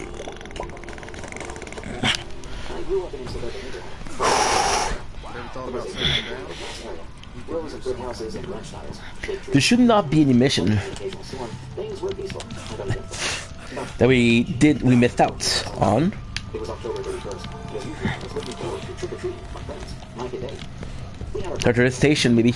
I was going as Jason from Friday the 13th. Mike was a fictional vampire. Daddy was dressed up like Billy Gold. My friends came over around 6, just as it was getting dark. I'm fucking hungry. To start making our way through the neighborhood. Things started normally enough. We hit up all the familiar houses, getting the usual candy offerings. Mini Snickers, packets of Smarties, Tootsie Rolls, and whatnot. After about an hour of walking up and down the streets, our bags were getting pretty heavy and candy food. We hit a few more houses on the block, and hit I love that they're pretending like this is a spa. Victorian-style house in the corner. So it was always there for me, really nice for Halloween. It had fake tombstones and colors. I do feel bad stealing this. No one answered the door, even after repeated rings for the doorbell and knocks. Disappointed, we turned to leave, but that's when Mike stopped us. He said he heard at school a rumor about an old man who lived here. Apparently, decades ago, the man's young son had gone missing on Halloween night, never to be seen again. According to legend, the grieving Look at this. to celebrate the holiday never This is paw. This is paw. Trying to mess with Eddie with a creepy story. But there was something so unsettling about that dark, empty house in the mountains. I felt compelled to prove him wrong. I figured the old man had probably just stepped out, and we got there too late.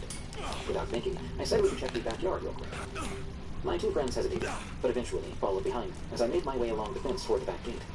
The gate creaked open easily, and we stepped onto the stretch of overgrown grass behind the house. I headed straight for the back door, hoping to see a light on somewhere inside. The plop in. Okay, so now we got another thing to do. A piercing scream shattered the silence. It was high-pitched and agonizing. We whirled around, trying to locate this sound. For a moment, nothing seemed amiss in the dark backyard, but then I spotted something emerging from a far corner, dragging itself across the ground. It looked like a person crawling on their arms, body arched and writhing unnaturally as it moved towards us. The thing let out another wailing shriek, and I could see the flash of a pale, emaciated face turned our way. Okay, so Losing any composure we had left. We turned and ran frantically back to the gate, stumbling over ourselves to get away from that yard. We didn't stop sprinting until we were a block away, breathless and shaking. 1, Once we were all calmed down a bit, Eddie and 2, 3, 4, 5, the Halloween pre-bombs. 6, Saw dragging himself across the grass. 6, 7, 8, 9, 10, 11, 12, 13. It's 39. Trying to get some stairs on Halloween. But I couldn't get the image out of my head. I have no doubt what we'd seen in that backyard was something unnatural. Something that didn't belong to us. Okay, so now what I have to do is Listening intently brings strange sounds outside my window. When I finally did drift out, CapCut. nightmares of emaciated ghosts trying to scratch their way into my bedroom. The next day I told my parents what I'd seen behind the house the previous night. They wrote it off, assuming Mike and Eddie had planned the whole thing to frighten me. But I could tell by the looks on their faces that they were unnerved, too. We didn't end up putting up any Halloween decorations that year. I've never gone trick-or-treating again after what happened that night. The following Halloween, I decided to stay home and hand out candy to the neighborhood kids. As I sat watching horror movies in the living room, I couldn't ignore the feeling that something was watching our house from outside in the dark. To this day, I avoid being out on Halloween night. Even now in my 50s, I find excuses to travel for work or business. Fuck, dude. Because I know that even 30 years I am so hungry. towards us in our backyard is still lingering out there somewhere. We have X recorder. Mistake again, of venturing out after dark, in case I might encounter it. This happened last year on Halloween. I was 18 at the time, and my best friend Andrew was 17. We both thought at the time we were too old for trick-or-treating, and we thought handing out candy was lame. I then came to an idea. There was this old abandoned house that was close to mine. I wanted to go look around inside the house, because I thought it would be a good idea for Halloween. Andrew didn't like it, but being an idiot, I told him to stop being a baby. We then waited until it was time, then we headed over to the house. Good. Open. So this is gonna be easy because the first file is 7 minutes and the second file is 27 minutes. I didn't know why personally. Maybe it was just because I thought Halloween sucked. But at the moment, this abandoned house thing was making me excited. There's a cop outside. Back there and smiled and looked up at it. It was very clearly abandoned. It was a huge mess. A few windows had boards over them. Okay. So we should just go home, because he didn't want to spend the night in jail. I told him that's when to stop being a baby. Then without another word, I headed out to the front door. It's recent. I reached for the door.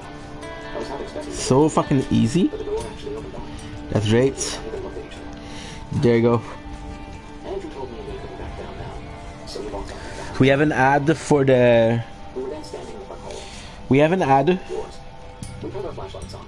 They were quite bright, and they covered most of the area. Andrew told me he was going to look upstairs. It's one of those Without another word, puzzle. he headed out. So it's easy peasy. Before heading off myself, then I walked into an empty room. All the furniture there was gone. Okay, good. 1%. The pop-up is out of commission. Unfortunately, the door of the sauna was paralyzed. Oh, there was plenty of water. But whatever had made the noise was apparently gone. Yeah, I do feel bad because, fuck, you're taking business from somebody else, you know? Imagined it. Maybe it was not settling. Okay. I started mumbling about how stupid this was. I decided it was time to go. So I had to find Andrew. Noise. I noticed the room in front of me and realized it was probably the kitchen. So I decided to go check it Okay, out. so now I headed over. I'm gonna do power I plant. moved my flashlight around. So this is the one. Kitchen stuff. And we do have a mission for. Besides dust and cobwebs. Just then, I stepped on something. We do have a mission for Marcus, which is right here, right? And looked down using the flashlight. You're not dead. Six shiny titanium for Marcus, and those hardly have any roadkill in them yet. I love this. Okay. That was when I heard a loud scream. It was Andrew. I ran upstairs, continuing to hear him yelling about something. But don't you got nothing better to do? What? It was a dark, empty bedroom. I used my flashlight, and I soon found Andrew. What? He was sitting in the back corner of the room. But then I noticed someone else was in the room with us. For one reason or another, the other person did not. Oopsies. Or at least, they didn't react to me. And I saw Andrew holding his flashlight like a teddy bear. I cleared my throat. Finally, the other person turned around, and whoever this was taller than both me and feels weird because it's so empty, right? it was a male or female, because they had some kind of creepy Halloween mask on. But they didn't seem to be armed. Leave them alone, I shouted at the person, which was probably a bad idea, because the person laughed, and I could feel anger bubbling up inside me. I knew that what I was about to do was a stupid idea, but it was the only thing I could think of. I threw my flashlight as hard Power as plant located. it hit them in the face, which made them shout out. This gave Andrew enough time to get away. The two of us ran downstairs, and I could hear the person yelling at us. We didn't look back. We just ran out of the house and down the street before stopping.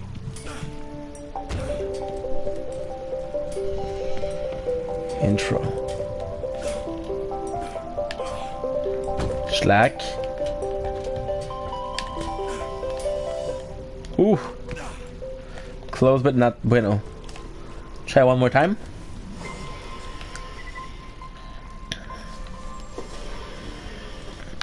Nice, it works. Panting. Andrew pulled out his phone, saying that he was going to call the police about what happened. A moment later, Andrew looked annoyed. He told me the police thought it was a joke, or unimportant, and they hung up on him. I was annoyed because we both knew this wasn't a trick or a prank. We went back to the safety of my house. Trying to figure out That person may have been using the old abandoned house. the best way to go. The DLC is fun, but Or worse, feels like an empty, right? with their base of operations. After this event, Andrew and I decided we weren't going to do anything crazy for Halloween. We instead helped my parents hand out candy. This happened to me and some friends sometime in high school, back in the early 2000s. There is a cemetery in Denver called Fairmount Cemetery. It was founded in 1890. There's an enemy there. Okay, that's good to know. After Riverside Cemetery. It was designed by German landscape architect Reinhard Schutz. At 280 acres, the cemetery is patterned after the Mount Auburn Cemetery in Boston. This happened in 2006 or so. It was either Halloween or the Day of the Dead. I can't remember which. And my buddies John and Trevor and I decided it would be fun to go hang out in the cemetery and smoke there. Teenagers, right? So we hopped the fence, and we haven't yet smoked yet. But we were already getting a little sense. Like some sort of presence was out there. Okay. We began to make our way through the dark and misty tombstones. We were respectful, not stepping on any of the plots. There's no way. We tried not to. We got down to it, though. It was pretty expensive, and it wasn't close to any plots. So we sat down and got ready to fire it up. Just then, we saw what looked to be a series of small blue LED lights, like on a wand or something, like the kind of wands that people use at the airport to direct planes into the terminal. We figured maybe it was a security guard with a weird flashlight, or something of the sort. However, it was already trailing out of sight, so we ignored it. We got into position and got all nice and cozy. Suddenly, the night was alive with these orbs of light, bouncing all around us, the most beautiful colors of red and blue and purple and green. They were skipping across the tops of tombstones, twirling and dipping and knocking. We were all struck, and we were all seeing the same things too, so we couldn't have been hallucinating. Maybe here.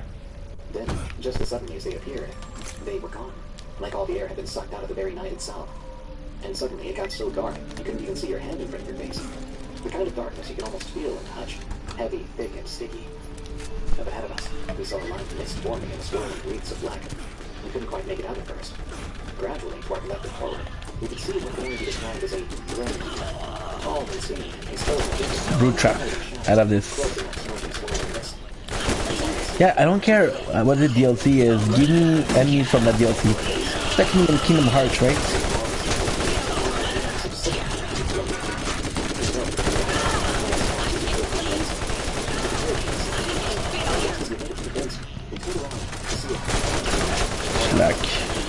Black.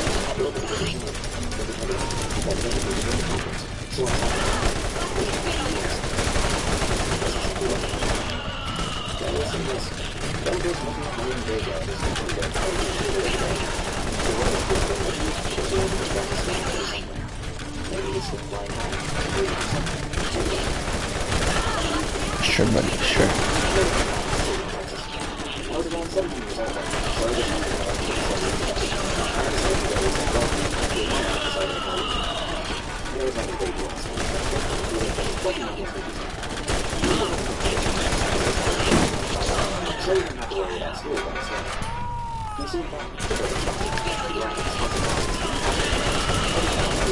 Conveyor death. Look at how much enemy there are.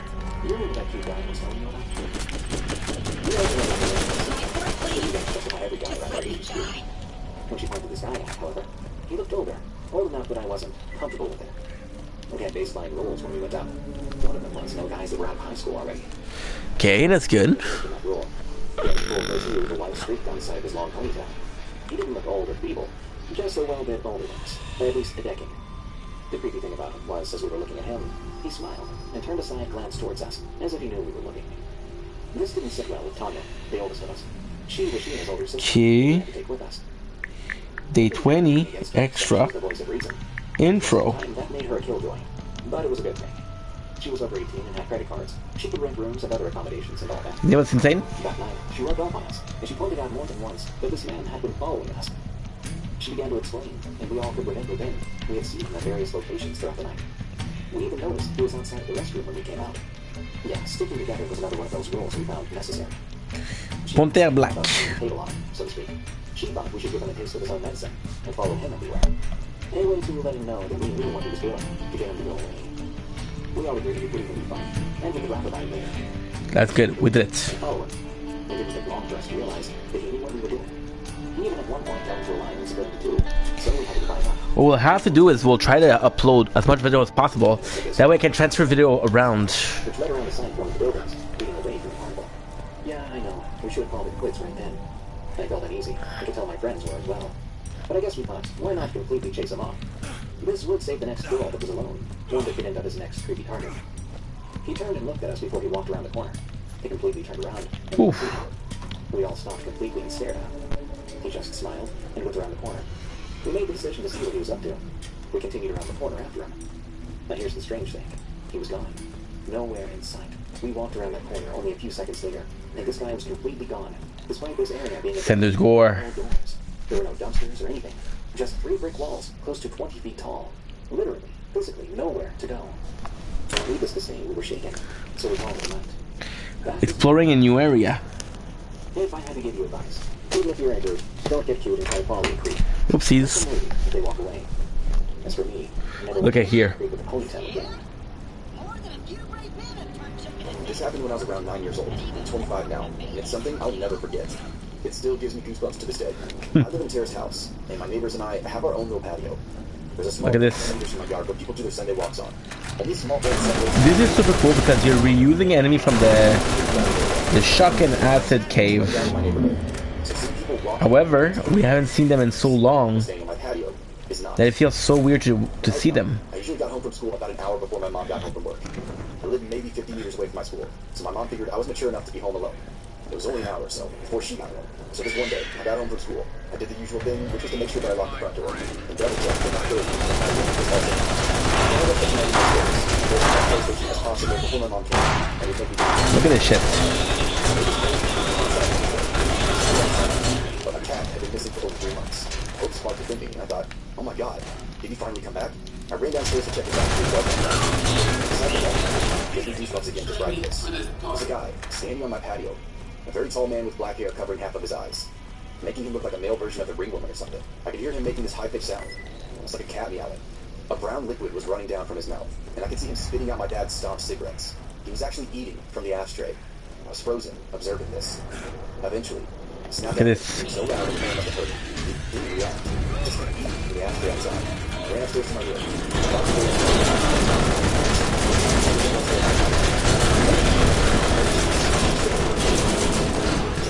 Boom, boom, boom, boom.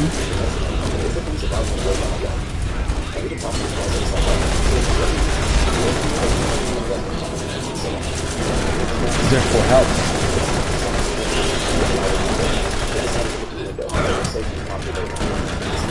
Burn heavy gunner. I don't remember for who that was working. Accent was working. He was working for Dow, but I'm not sure. He knocked her out cold. The male officer then immediately tased the guy, leaving him shaking on the ground, still screaming. The policeman struggled to keep him on the ground while putting handcuffs on him, but eventually he did. After a little while, he managed to wake up the female police. This is your brain when you're struggling to focus. And this is your brain when you're in the zone. But getting in the zone and staying there, that feels more like luck than something you can control.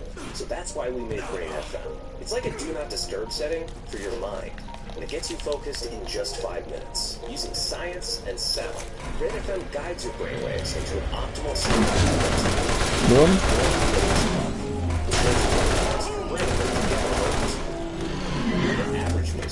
Nice. Increases and sustains your focus over Sure. letting you stay in the zone for as long as you want. You can also use Brain FM for relaxation, meditation, and even sleep. But don't take our word for it.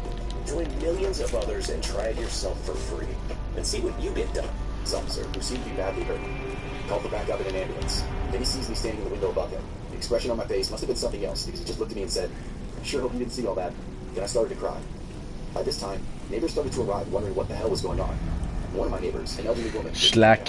She took care of me until my mom came back home. The police then took the creepy guy with them in their car and left. But they promised they'd come back. The talk to us about what all happened. This is where my story takes a turn. Sadly, we had place. He sat down with me and my mom. I could have gotten. He explained that the guy on my patio was actually diagnosed with severe autism. It's only 2. But that's exactly what happened with the zombies. He was in a caretaker guy. Poor guy probably thought he was going to find his mom in my house. He missed the routines, and he missed living there with his mom. The police had to move him from the house that time 5 years ago, because he was extremely strong. At least that day. So bright, I told the police officer he promised me that it wouldn't. After a few sleepless I love that this kid in pain. the years went by, and that man didn't come back. That wasn't until 1 year ago. At this time, my mom and dad had moved out. I bought that house from them, and I'm still living there today. I was enjoying my morning coffee on the patio when I see this random guy stopping on the road by my fence. Just stood there, staring at me. I look at him and give him a nod, and then I hear it. Those same high-pitched noises. Holy, it's him. His hair had turned gray. The high-pitched sounds made me realize who it was. My heart started racing, and I instantly remembered the reason why he was back. I realized that he must have managed to escape again. But because I kept my cool a bit longer than when I was 9, I started to realize how sorry I actually felt for the guy. 16 years later, and he was back to look for his mom. I decided to carefully ask him if he wanted to come down to the patio. He instantly jumped the fence. I started to think maybe he would knock me out like he did to that one police officer. He just smiled. He looked at me and smiled. I offered for him to sit down, and he didn't respond. I offered for him to come inside, and he just started laughing. So we ended up going inside. His face lit up pure joy. He was home. It reminded him of the life he had with his mother. It actually almost made me tear up. All of a sudden, he sat down on my couch, turned on my TV, and switched directly to the cartoons. I sat and observed him for a while. He was just completely focused on them. I wanted him to just enjoy the moment, so I didn't say anything. I realized I had to call that facility and let them know what was going on. The caretakers arrived 10 minutes later. After a lot of convincing, he got back up, crying, and went back to the facility. I called the facility 2 days later, and we made a deal. His name is Tom, and I now consider Tom my friend. Every Sunday from the day he returned, Tom and his caretakers visit me to watch cartoons. They tell me it's the highlight of this week. It makes my heart warm. Now, for several years, my thoughts were... Not sure. Guy on my patio eating from the ashtray. Now my thoughts are, let's meet every Sunday to watch cartoons with my friend, Tom. Sure.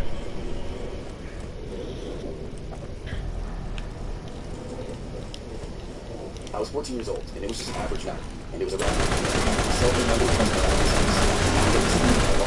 As long as we didn't kill them, we're good. As we're sitting there, I started to feel really strange, like something was wrong, but I couldn't quite put my finger on it.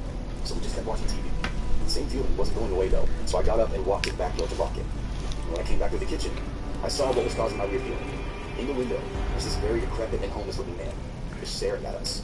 Protective mode turned on immediately. And See, they're telling me there's something there, but it's nothing there. We needed to go upstairs, because our parents would be home soon, and they wouldn't want him staying up so late.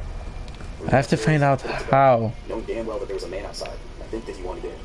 I was about 125 pounds and 5'8" at the time. I played football for my school. If I remember correctly, I went downstairs and straight into the kitchen. We grabbed one of those meat tenderizing hammers. Turned back to the window, only he now wasn't there. I ran back to the front door and made sure that it was locked. Both the deadbolt and the knob were. And I ran back upstairs to the meat tenderizer. I went into my cousin's room and sat down in front of the door. He asked me what I was doing. I told him not to worry about it, and just to keep his head low. I called the cops, and then my dad and uncle. The cops were at least 30 minutes out. My dad and uncle were 45 minutes. Then I heard it, a window shatter, and the sound of heavy boots walking around on our main floor. Quietly told my cousin to stay calm and hide under the covers and keep silent. I could hear that man walking around downstairs. It was horrifying. starts walking up the stairs. At this point, I was having a freaking heart attack. My cousin's door is no more than 10 feet from those stairs. I heard him opening up the door to my aunt Elmo's room, then the bathroom. We walked back downstairs. There you go. And opened the door to the basement. 15 minutes later, the police showed up and burst into the house. We nearly had a battle in the case when I was 14. At one point, no more than a wooden door and 10 feet away from me. Love this. I love this. Look at this, by the way. Yeah, I should have paid attention before.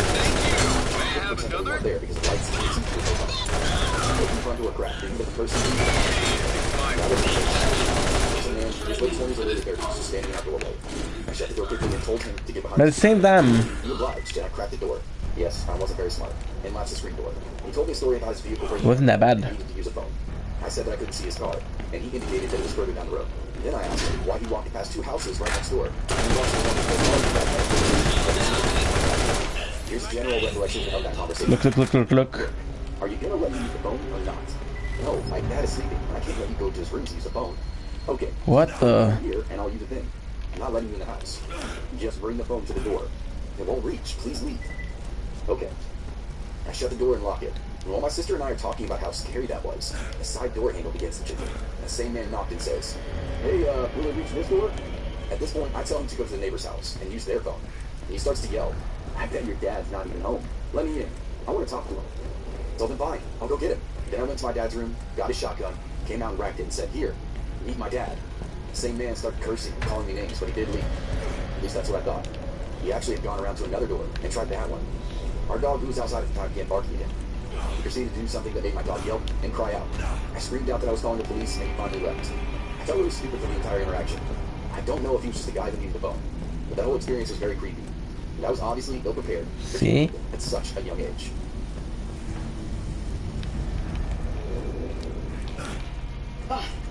Work is a pain in the ass. I don't know what to do. Turn this app. My cat's in this app. Projects in that app. Oh, wow. You're really working your ass off, Daniel. You need ClickUp. ClickUp is the AI-powered work platform. Stop. My ads on YouTube are shitty. This story happened to me back when I still lived in my parents' house. I was commuting to college at the time and had 3 siblings that also lived at home. My brother and 2 sisters. For some context, we lived on 5 acres in rural Ohio, surrounded on both sides by woods and farm fields. Additionally, during the week, my dad would normally leave for work around 2 a.m. So I always felt like it was my job to be the man of the house because he was gone during the times when you would imagine something sketchy happening. However, on this night, because it was the weekend, my dad was actually home. I woke up to the sound of my brother's voice trying to get my attention. We had separate rooms, but if you came out of our room, you could look down over the banister and see our front door. When I woke up, it took a few moments to get out of that haze and realize what was actually going on. I looked at the clock and it was around 2:30 a.m. My brother told me that there were 2 men at our front door. Now this really woke me up. We quietly walked out of my room, peeked down and looked down to the front door. And we looked. There was no one at the door, but I noticed my parents off to the side and out of view of the glass on that front door. I don't know. And he told me that there were 2 guys who had been talking to one another and knocking at the door. Hearing my dad say this freaked me out even more. I went back into my room and grabbed my pistol. Quickly shuffling down the stairs after looking to make sure that they were still not at the door. If they had been, they would have easily seen me coming down the stairs, as it's in direct view. My brother was right behind me as we head over to where my parents So you have to do this, I guess. to find out what was going on. The parents had awoken to the sound of our dog barking, only to find 2 men knocking loudly at the door. At this point, those 2 men returned and began knocking again. Despite the fact that no one had came to the door the first time, or that our dog was still actively barking at them. Look at the map, there's a question mark. At this time of the night, so late, which is fucking funny. Where houses are spread out hundreds of yards away from each other. And again, knocking with a dog barking. It just made the situation even Nice, we found it. For a couple of minutes and then walked away. All shuffled across the kitchen. Now I feel stupid because there it is. Immediately the question was, Kamikaze? quickly get an answer to the question you just asked. All of a sudden, the handles to our back French door started jiggling.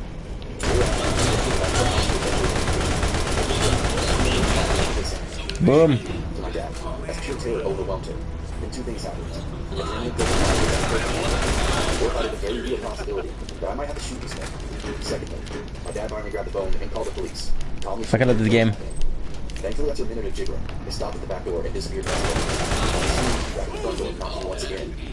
After a few minutes, we suddenly saw the local police fly up in multiple cruisers with their lights turned on.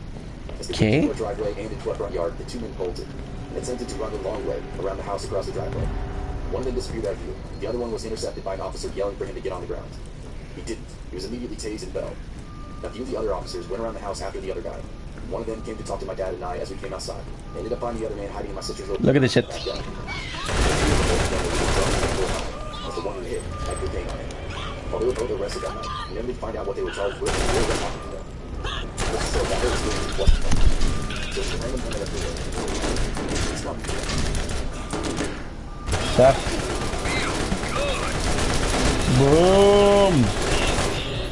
First house I got high school, small house, and it sounded dated back to the Civil War. I have to go, guys, because the sunrise is coming. The house itself had a small driveway in front with a U-shaped driveway in the back. It had a full basement and was owned by someone with multiple rental properties in that area. They told us that we had full access to upstairs, but they used downstairs for storage. Okay, so I'm gonna stop here, and I'll continue in like I'll be back in an hour. This particular location, especially for our area, was low.